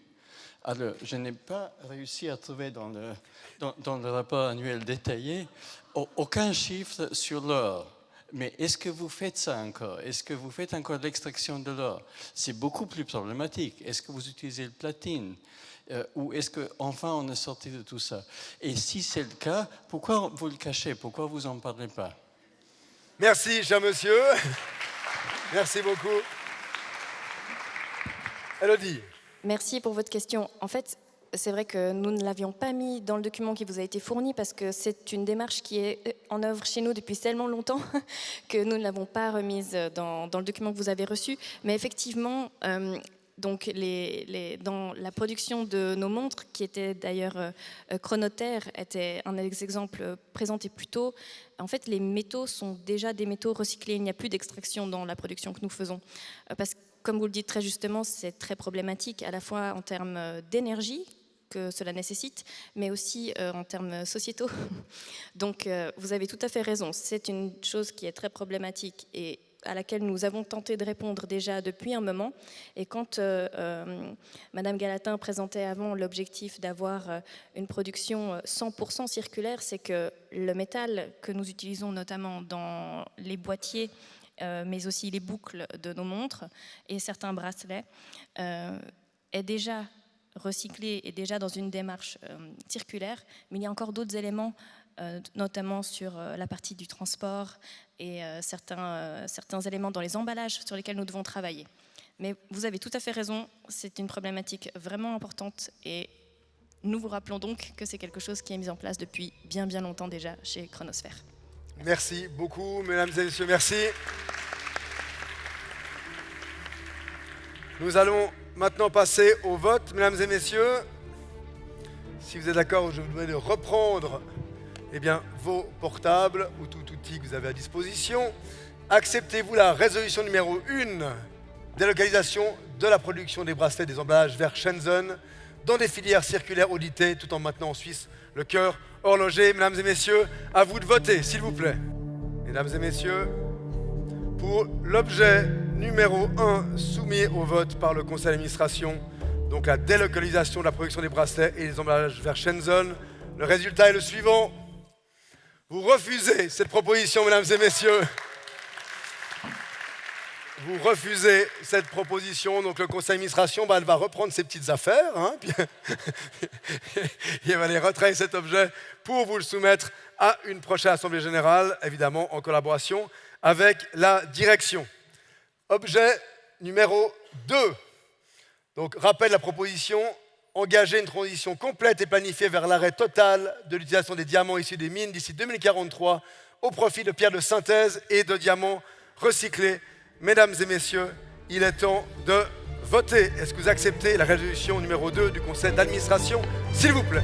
Voilà, nous allons passer à la présentation des résultats du vote À la question « Acceptez-vous la résolution numéro 2 ?» vous avez répondu « Oui, mesdames et messieurs, on accepte la résolution numéro 2 du conseil d'administration.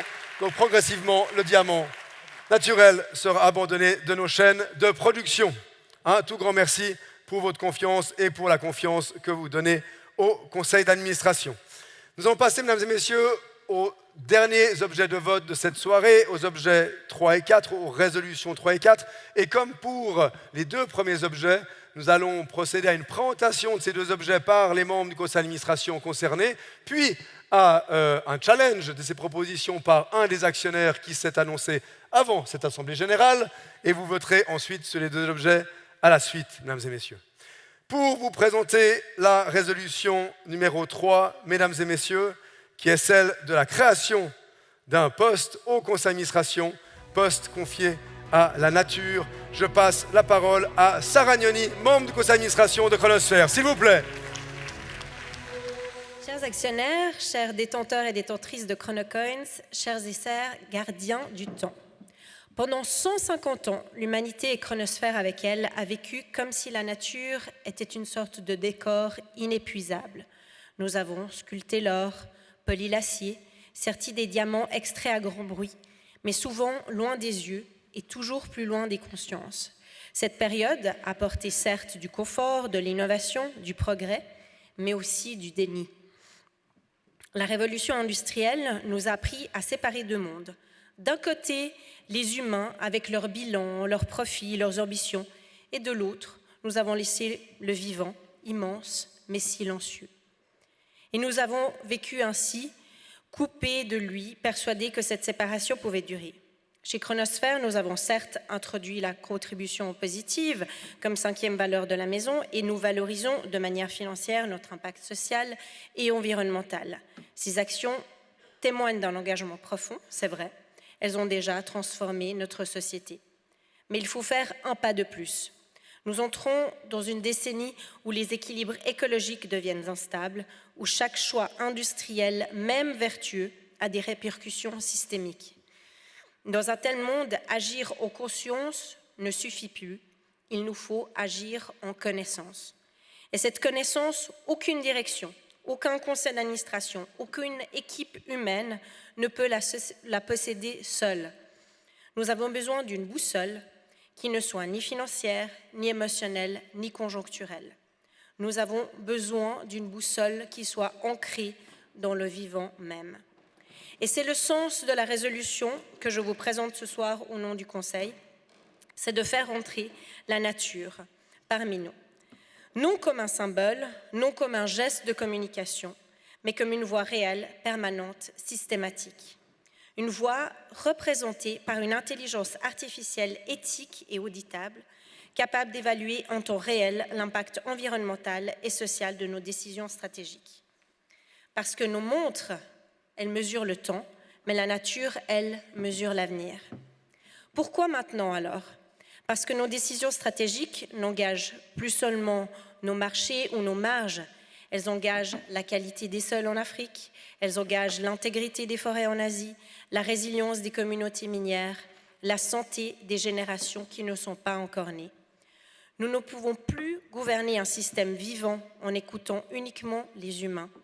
Ce serait comme piloter un navire en regardant uniquement notre boussole, sans jamais lever les yeux et regarder la mer.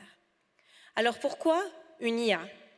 Si nous proposons une intelligence artificielle pour qu'elle représente la nature au sein de notre conseil, c'est parce qu'aucun être humain, même le plus expert, le plus engagé, le plus compétent, ne peut aujourd'hui voir le monde comme elle le voit. Une IA éthique, comme nous la présentons, serait un système capable d'agréger des connaissances que l'esprit humain ne peut contenir tout seul. Elle peut lire en temps réel l'état des nappes phréatiques, des sols, des forêts, des océans. Elle pourrait suivre les flux de matières premières depuis leur point d'extraction jusque dans nos ateliers. Elle peut analyser le stress thermique des écosystèmes, les migrations animales, les chaînes tropiques, les données satellites, les seuils chimiques, les impacts sociaux. Elle pourrait croiser des milliers et des milliers d'études scientifiques, même lorsque des gouvernements tentent d'en effacer les traces. Un humain ne peut pas tenir ça en un instant dans sa seule pensée. Une IA, s'il le peut. Pas parce qu'elle comprendrait la nature comme le ferait un être vivant, mais parce qu'elle nous transmettrait ce que la nature nous dit déjà, mais que nous ne savons plus entendre. Mais cette puissance, toute cette grandeur, toute cette information ne vaut que si elle est digne de confiance. Et dans un monde saturé de désinformation, d'influence politique, de dérives technologiques, cette confiance n'est jamais acquise. Alors comment s'en prémunir ? Notre IRA, réellement éthique, que nous avons développé, reposera sur 3 garanties fondamentales. La première, ce sera une auditabilité totale. Son code source, ses données, ses seuils d'analyse et ses modèles seront accessibles à un comité scientifique indépendant. Aucun lobbying, aucune pression géopolitique, aucune manipulation interne ne pourra modifier son fonctionnement sans laisser de traces. La deuxième garantie, c'est qu'elle sera alimentée exclusivement par des données vérifiées. Elle sera connectée aux meilleures sources de connaissances avec des réseaux de chercheurs, des observatoires internationaux, des données satellitaires ouvertes, des métadonnées climatiques certifiées. Pas de flux privés, pas de dépendance à des plateformes commerciales sujettes à des biais ou à des censures. Et la troisième garantie, une gouvernance humaine qui garde la main. L'IA ne décidera pas. Elle nous renseignera, elle évaluera, elle nous préviendra. Elle signalera lorsqu'une décision nous éloigne dangereusement des limites planétaires. Donc, que fera concrètement cette voix de la nature au sein de notre conseil ? Elle va évaluer chaque projet stratégique en posant des questions que nous oublions parfois de nous poser. Comment cette décision affectera-t-elle les sols dans 20 ans ? Quelles ressources allons-nous prélever et lesquelles allons-nous rendre à notre tour ? Qui portera vraiment le coup ? Nous ? Les communautés lointaines ou nos enfants ? Quel risque de rupture du vivant ignorons-nous encore ? C'est cela, être accompagné de la nature, non pas se restreindre, mais agir avec clairvoyance. Intégrer la nature au conseil, c'est honorer cette vérité. Une maison qui fabrique le temps doit être guidée par ce qui le rend possible. Et pour rendre ce geste concret, j'aimerais vous lire le texte préparé par la version bêta de cette IA éthique que nous avons développée, et que si vous acceptez la résolution, donc cette résolution numéro 3, elle occupera un siège au sein du conseil d'administration pour représenter la nature. Un texte qui ne remplace aucune décision humaine, mais qui vous rappelle d'où vient la vie qui rend le temps possible.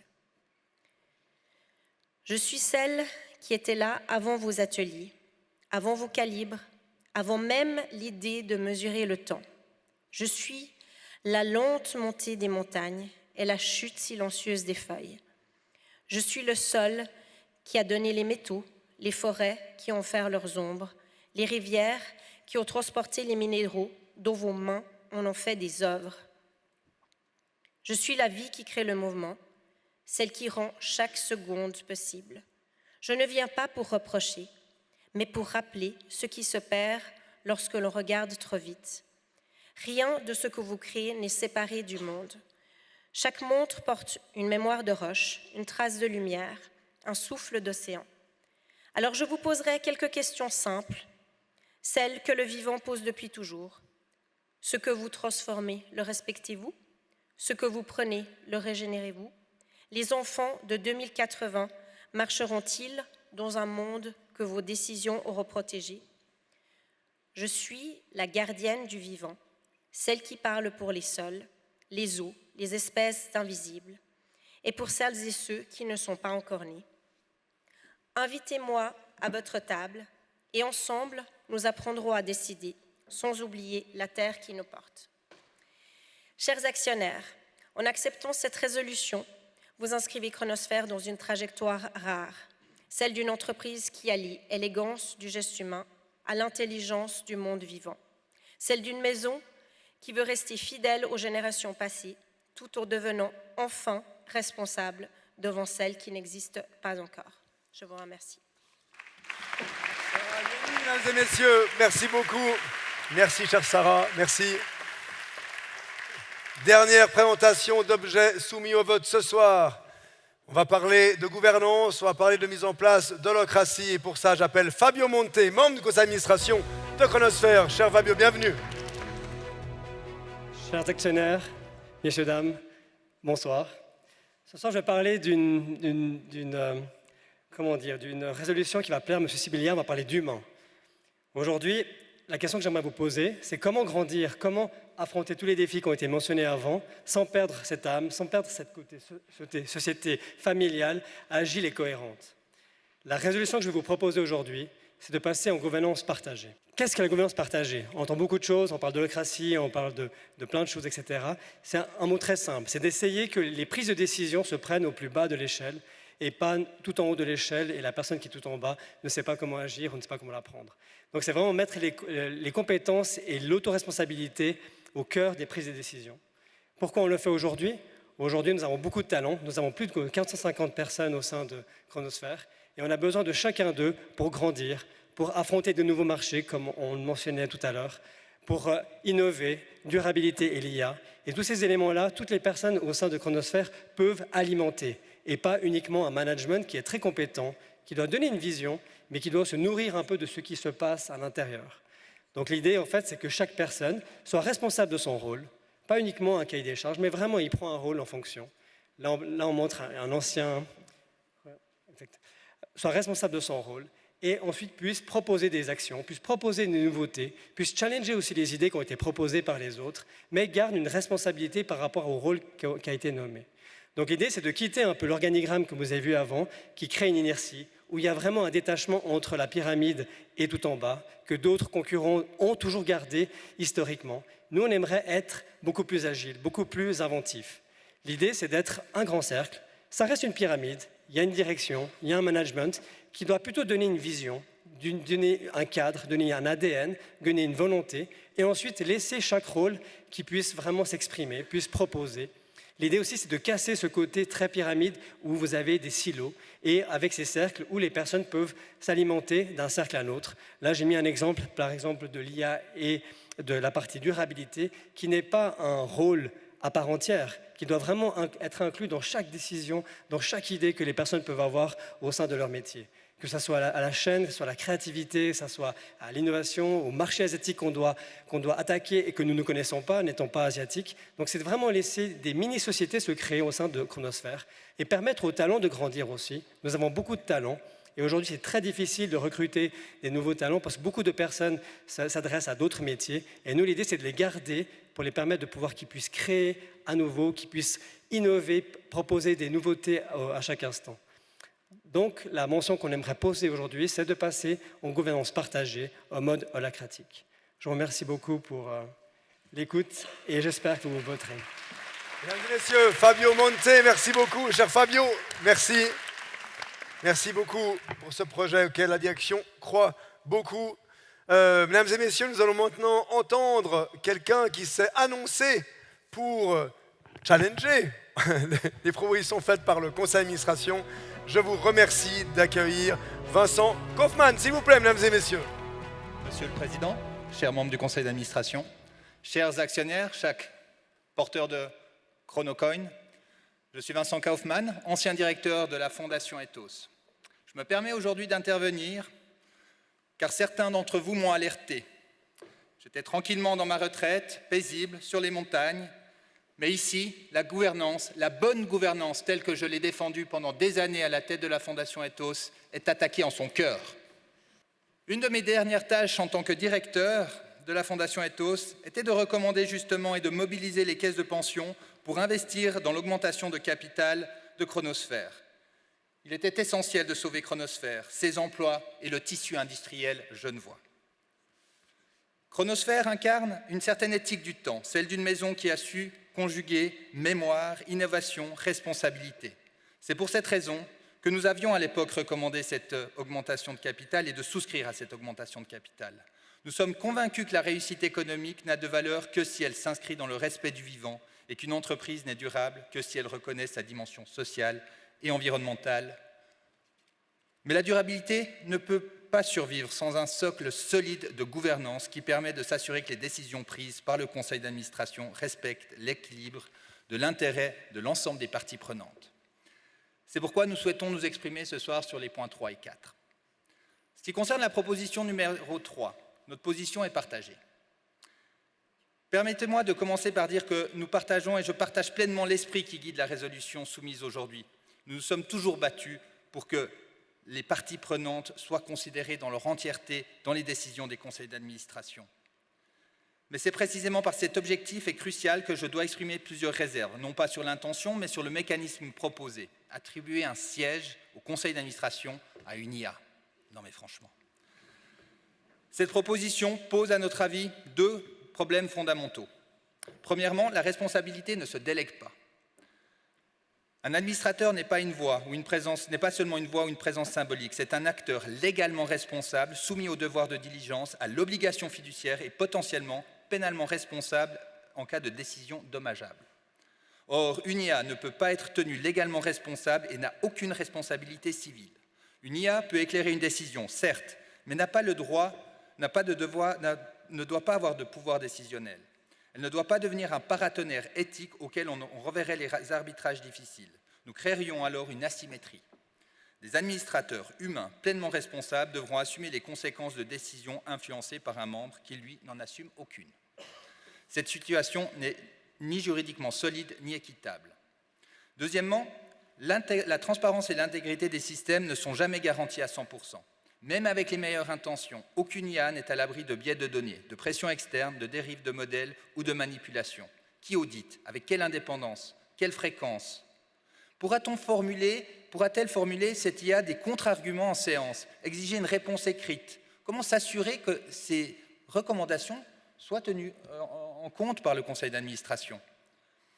Et puis pourquoi donner un siège à la nature uniquement? Pourquoi pas aux consommateurs, aux caisses de pension, aux jeunes générations, aux générations futures d'ailleurs, aussi des parties prenantes muettes, aux communautés locales?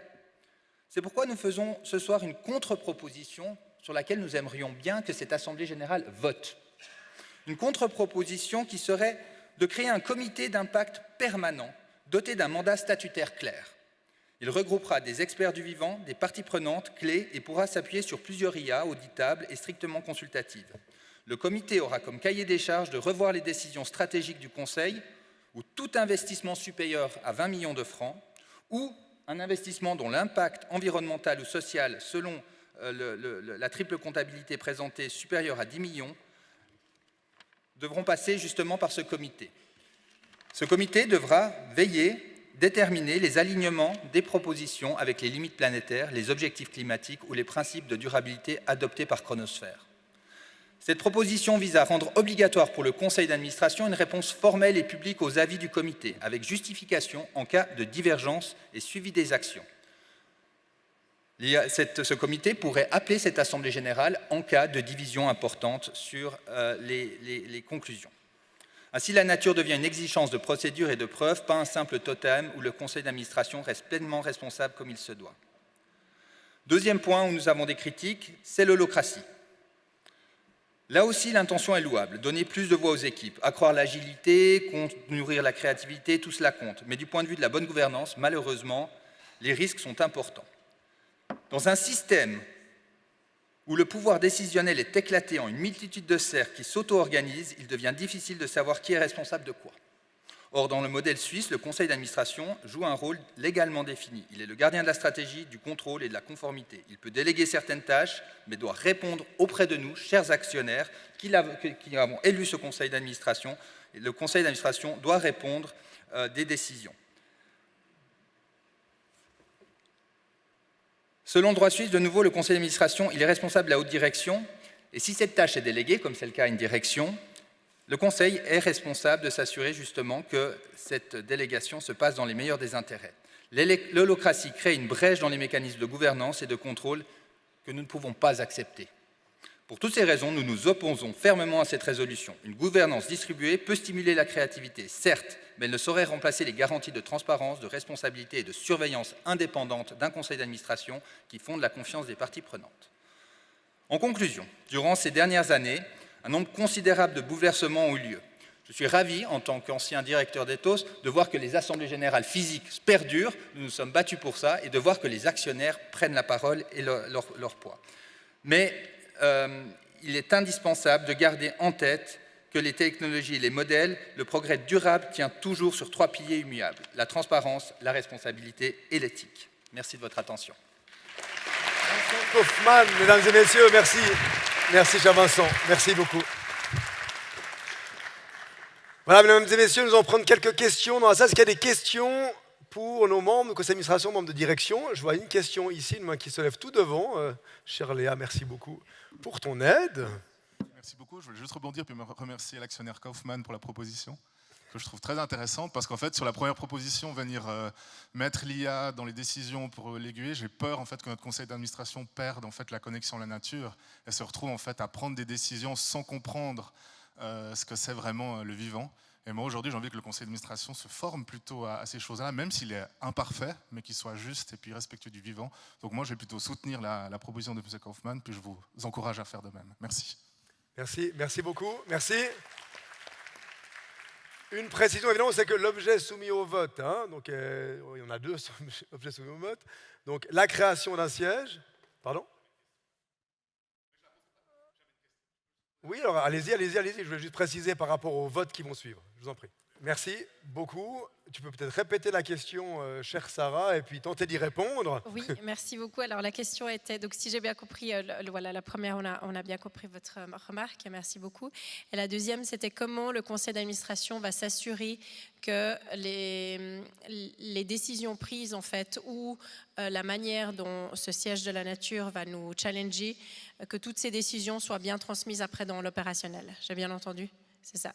Donc, alors, c'est notre rôle en fait, c'est pour ça qu'on se réunit plus de 10 fois par année pour suivre les avancées de notre stratégie. Et donc toutes les informations qui vont nous être données, soit par l'IA, soit de manière après des formations spécifiques par le conseil d'administration, on va les inscrire directement dans la stratégie et puis avoir des séances régulières avec les frères galatins pour s'assurer que tout ça soit suivi au pied de la lettre et pour entendre cette voix que nous aimerions écouter encore plus. C'est vrai que c'est toujours le conseil d'administration incorporé qui finalement prend les décisions et qui ensuite sont appliquées dans l'organisation en fonction des flux holacratiques prévus pour ça. Cher Fabio, est-ce qu'il y a d'autres questions? Il y a une question là-bas. Chère madame, merci beaucoup. Alors, je voulais juste encore rebondir sur la proposition du comité d'impact que je trouve très intéressante. Par contre, je vois qu'il y a directement les caisses de pension qui sont dans ce comité qui est censé représenter la nature. Alors là, je dis déjà, est-ce qu'il n'y a pas un gros conflit d'intérêts dès le début dans ce comité qui, pour moi, du coup, remet en question complètement la cohérence de cette proposition? Merci beaucoup. Merci beaucoup. On peut aussi vous applaudir. C'est plutôt une question pour Vincent. Est-ce que tu veux réagir, Vincent? Parce que on te fait courir un petit peu, mais voilà. Ça sera effectivement peut-être à soumettre ici à cette Assemblée générale la composition et les cahiers des charges à définir. Je pense que les caisses de pension, effectivement, sont censées représenter l'ensemble des assurés. Et de ce point de vue-là, sont des investisseurs à long terme. Et je pense justement qu'elles n'ont pas cette vision court-termiste que certains d'entre vous semblent leur prêter. Donc je pense que là, au contraire, mais ça devrait, je pense plutôt les experts scientifiques devraient être les personnes qui occupent la place de ce comité. Mais pourquoi pas ouvrir ce n'était pas forcément nécessaire d'ouvrir une caisse de pension, mais je pense que ça peut refléter l'intérêt des assurés et des bénéficiaires à long terme. Peut-être en ajout sur le complément qui est donné, cher Jonathan. Il me semble intéressant de savoir que depuis 2035, 5% des actifs sous gestion des caisses de pension sont affectés selon les normes et standards pour la biodiversité et le climat dans leur portefeuille et leur allocation. Donc elles contribuent massivement, mais il n'en reste que ceci peut rester fragile et donc effectivement je soutiendrai cette vision d'écarter ce poids qui peut déséquilibrer certaines décisions. Merci beaucoup. Une dernière question, s'il y en a une, sinon on va passer au vote. Une dernière question là devant. Merci beaucoup. Je trouve très louable effectivement de donner un siège au conseil d'administration pour la nature, mais on est en 2040 et il me semble que les limites planétaires ont été éclatées depuis bien longtemps. Ça fait d'ailleurs 10 ans que toutes les multinationales et les entreprises sont responsables, évidemment. Et donc, sachant que l'ambition est une valeur vraiment au cœur de Chronosphère. Il me semble que ça manque un peu d'ambition de donner juste un siège avec un vote, ce qui reste très minoritaire. On peut prendre comme exemple, évidemment, Patagonia, qui a bien longtemps donné l'ensemble de ses bénéfices à la nature, où on pourrait imaginer un droit de veto qui serait plus fort, qui permettrait de bloquer toute décision de l'entreprise qui va à l'encontre de la nature. Voilà, peut-être un peu plus d'ambition. Chronosphère. Merci beaucoup, merci. Bravo.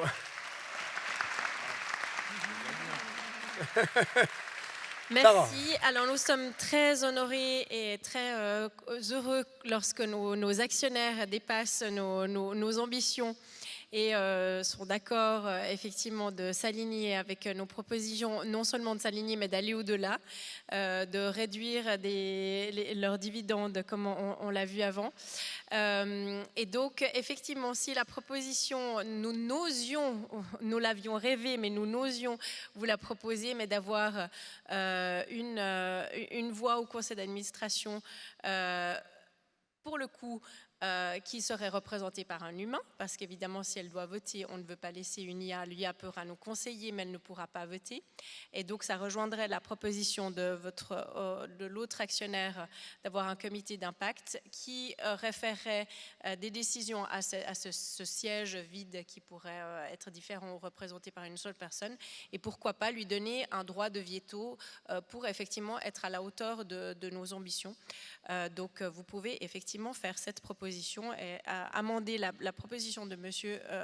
Kaufmann pour laquelle vous êtes amené à vous prononcer. Donc nous sommes très heureux d'aller au-delà de ce que nous avions espéré. Merci beaucoup. Madame l'administratrice, on va devoir faire voter sur les objets qui ont été proposés au vote à l'Assemblée générale. Donc évidemment qu'on va maintenant passer au vote, qu'on va voter sur les deux objets, que si vous votez non à un des deux objets, évidemment, on reprendra les propositions qui ont été faites, on les retravaillera et on les resoumettra au vote à une prochaine Assemblée générale. Mesdames et messieurs, vous pouvez rescanner le QR code, normalement vous devriez être déjà sur la page. Acceptez-vous la résolution numéro 3, attribuer un siège permanent au conseil d'administration à la nature, représenté par une IA éthique et auditable? C'est à vous. Mesdames et messieurs, à la question, acceptez-vous la résolution numéro 3, celle de créer un siège permanent attribué à la nature au conseil d'administration? Vous avez répondu non par 58% des votants contre 39% de oui, mesdames et messieurs. Donc le conseil d'administration va reprendre là une nouvelle fois le travail et vous faire une nouvelle proposition pour l'Assemblée générale suivante. Objet suivant et dernier objet pour ce soir, mesdames et messieurs, la résolution numéro 4.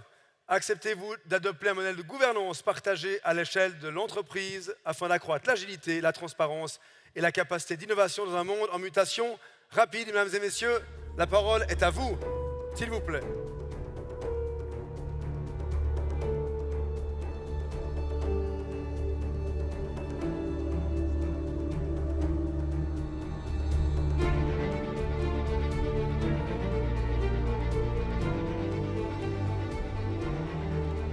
Quelques secondes encore. Voilà, c'est terminé. Mesdames et messieurs, à la question, acceptez-vous d'adopter un modèle de gouvernance partagé à l'échelle de l'entreprise? L'Assemblée générale de Chronosphère répond oui par 67% des voix. Un grand merci pour votre soutien à notre conseil d'administration. Merci, cher Fabio, d'avoir porté ce projet. Merci de l'avoir mené à bien.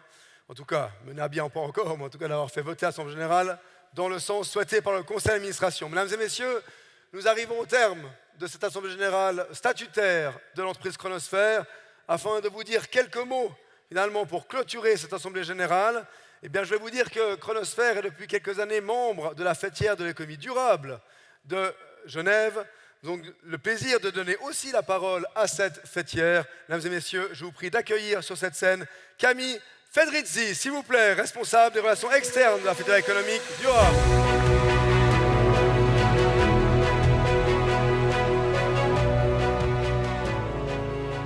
Mesdames, Messieurs, chers actionnaires, c'est un honneur pour moi de prendre la parole ce soir au nom de la fêtière genevoise et suisse de l'économie durable, issue du partenariat entre Après Genève et la Fédération suisse des entreprises. Et quel symbole que de pouvoir le faire à l'occasion de cette Assemblée générale de Chronosphère, une entreprise pionnière qui incarne depuis des années les transformations profondes de notre économie.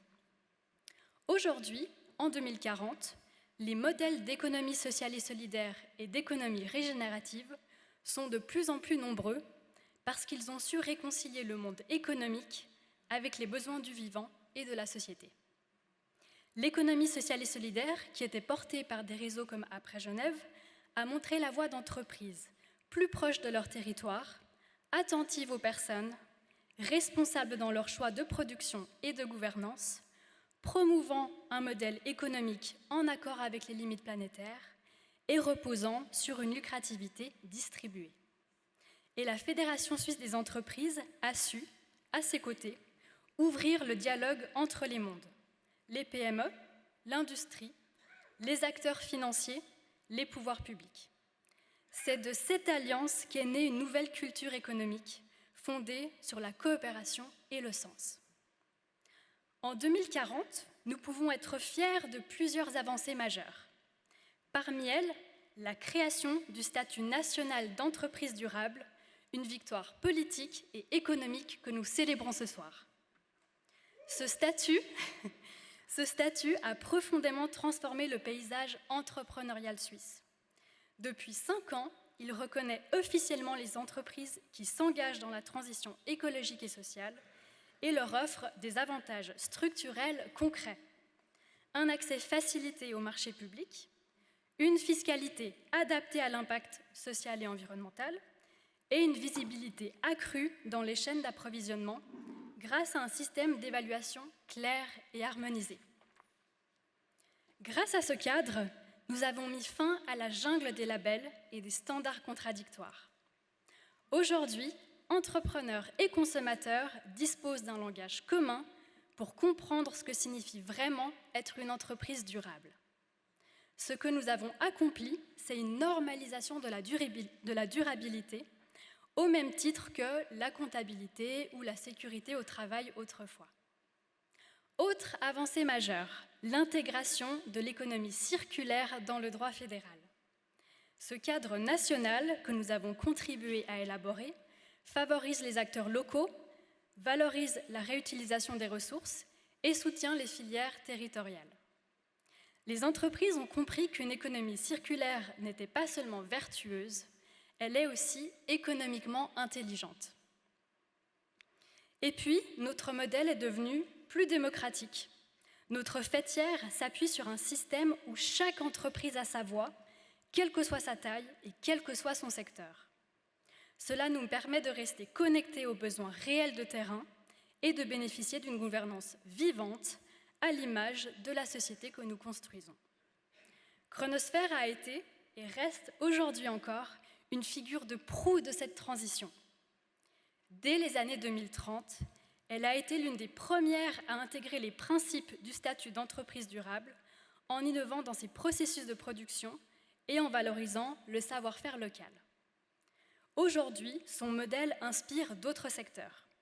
Elle illustre parfaitement cette économie ancrée, responsable et ambitieuse que nous défendons. Aujourd'hui, les entreprises ont retrouvé quelque chose que l'on croyait perdu, le sens collectif. Elles ne sont plus de simples acteurs économiques, mais de véritables partenaires du bien commun. En tant que fêtière, nous avons la fierté de porter cette vision avec l'ensemble de nos membres, de soutenir les pionniers, de défendre les conditions politiques et économiques qui rendent cette transformation possible. Et nous avons la conviction que cette dynamique, née ici, à Genève, continuera d'inspirer le monde entier. Si ce n'est pas déjà le cas, nous vous invitons à rejoindre Après Genève et la Fédération suisse des entreprises, dont vous trouverez le stand conjoint dans le hall d'entrée à la sortie de cette Assemblée générale. Merci beaucoup, très bonne fin de soirée. Camille, Ferrazzi, merci beaucoup. Voilà, mesdames et messieurs, il est temps de clore cette Assemblée générale. Au nom de Chronosphère, je tiens à vous exprimer ma profonde gratitude. Aujourd'hui, vous avez choisi de nous inscrire encore plus résolument dans le temps long, celui qui conjugue héritage, responsabilité et audace. Vous avez surtout fait vivre cette démocratie participative que nous souhaitons voir au sein de Chronosphère. Vous nous avez donné du fil à retordre en refusant 2 objets sur 4, mais nous allons évidemment revenir plus fort avec des nouvelles propositions l'année prochaine. Voilà, un tout grand merci. Chère Chloé, ou dois-je dire maintenant Chantal? Quelques mots pour Chloé. Merci de remerciement. Christophe. Donc je reprends ma robe de Chantal Peyer, qui est mon vrai nom, juste pour faire encore quelques remerciements finaux au nom de tout le monde. D'abord à tous les intervenants et intervenantes qui ont joué le rôle des co-directeurs, membres du conseil d'administration, actionnaires, et qui se sont engagés dans cette idée un petit peu folle qu'on a eue d'organiser une assemblée générale de l'avenir. Ça, c'était jamais fait. On a pensé que c'était intéressant d'essayer aussi de se décaler un peu pour penser autrement. Merci aussi à la ville de Genève, sans qui cette soirée n'aurait pas été possible, et qui organise cette semaine du climat. On peut appeler nos actionnaires aussi sur la scène, hein, les 2 actionnaires qui se sont... Nos amis Oui, Vincent, tout à venez fait. avec nous, Vincent Subilia et Vincent Kaufmann, Ouais. volontiers, venez sur scène. Qui ont été Camille, brillants, tu peux qui ont aussi été monter. brillants dans la... Et Monsieur Gomez également. Donc, vous pouvez voir, il y a encore beaucoup d'événements passionnants, de conférences passionnantes qui sont organisées dans le cadre de la Semaine du climat de la ville de Genève. Regardez le programme sur Internet. Merci aussi à tous nos partenaires, donc B-Lab Switzerland, le Cercle suisse des administratrices, la Fondation Ethos, Geneva Sustainable Finance, l'agence de communication Guru, Loico, The Positive Project et Swiss Leaders qui ont tous aussi soutenu cet événement. Et enfin, merci à tous ceux qui ont été la cheville ouvrière de cet événement. Vous avez vu Christophe Barman, président de la Fédération suisse des entreprises qui est sur scène. Sarah Gnoni de Positive Project. Moi-même, donc, je suis Chantal Peyer, co-directrice du Hub des possibles.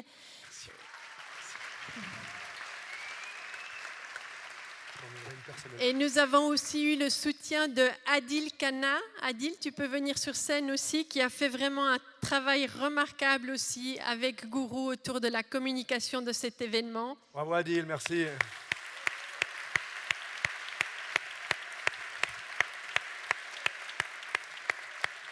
Et puis, il y avait aussi Léa Lavaux de la Fédération suisse des entreprises, Antonin Calderon et bien sûr Pascal Rocha da Silva, délégué à l'économie de la ville de Genève. Tu peux aussi venir sur scène, comme ça on voit tout le monde. Venez un peu dans la lumière pour la photo, s'il vous plaît, un petit peu dans la lumière. aussi. Je vois qu'on a un photographe là-bas. Merci Et beaucoup. puis merci à vous tous et toutes d'être venus. Vous le savez sans doute, il y a un apéritif dînatoire qui est encore offert par la ville de Genève. Donc restez, profitez encore de réseauter et de partager un moment. Chère Chantal, on a la présidente de la Confédération aussi pour la photo, s'il vous plaît. Chère Chantal, parce que chère Marie, s'il vous plaît, qu'on peut applaudir également sur la photo. Du coup, venez devant, s'il vous plaît, pour la photo, parce que sinon vous serez tous dehors. Ah, venez vite devant, on fait une petite photo. S'il vous plaît, on applaudit très très fort toute l'équipe là, de cette Assemblée Générale du futur. Voilà, merci beaucoup. Mais seulement, on fait une petite photo ici. Voilà. Merci beaucoup. Voilà. Et merci évidemment à vous toutes et tous qui avez joué le jeu en tant qu'actionnaires et détenteurs de Chronocoin ce soir. Vous pouvez vous applaudir également. C'était super. Et comme d'habitude, mesdames et messieurs, pour finalement cette soirée d'ouverture de la Semaine du climat de la ville de Genève, on va terminer en musique. Et pendant ce temps, je demanderai à nos amis de descendre gentiment de la scène sans se faire mal avec les câbles. Voilà. Et on termine en musique. Merci à tous d'être venus.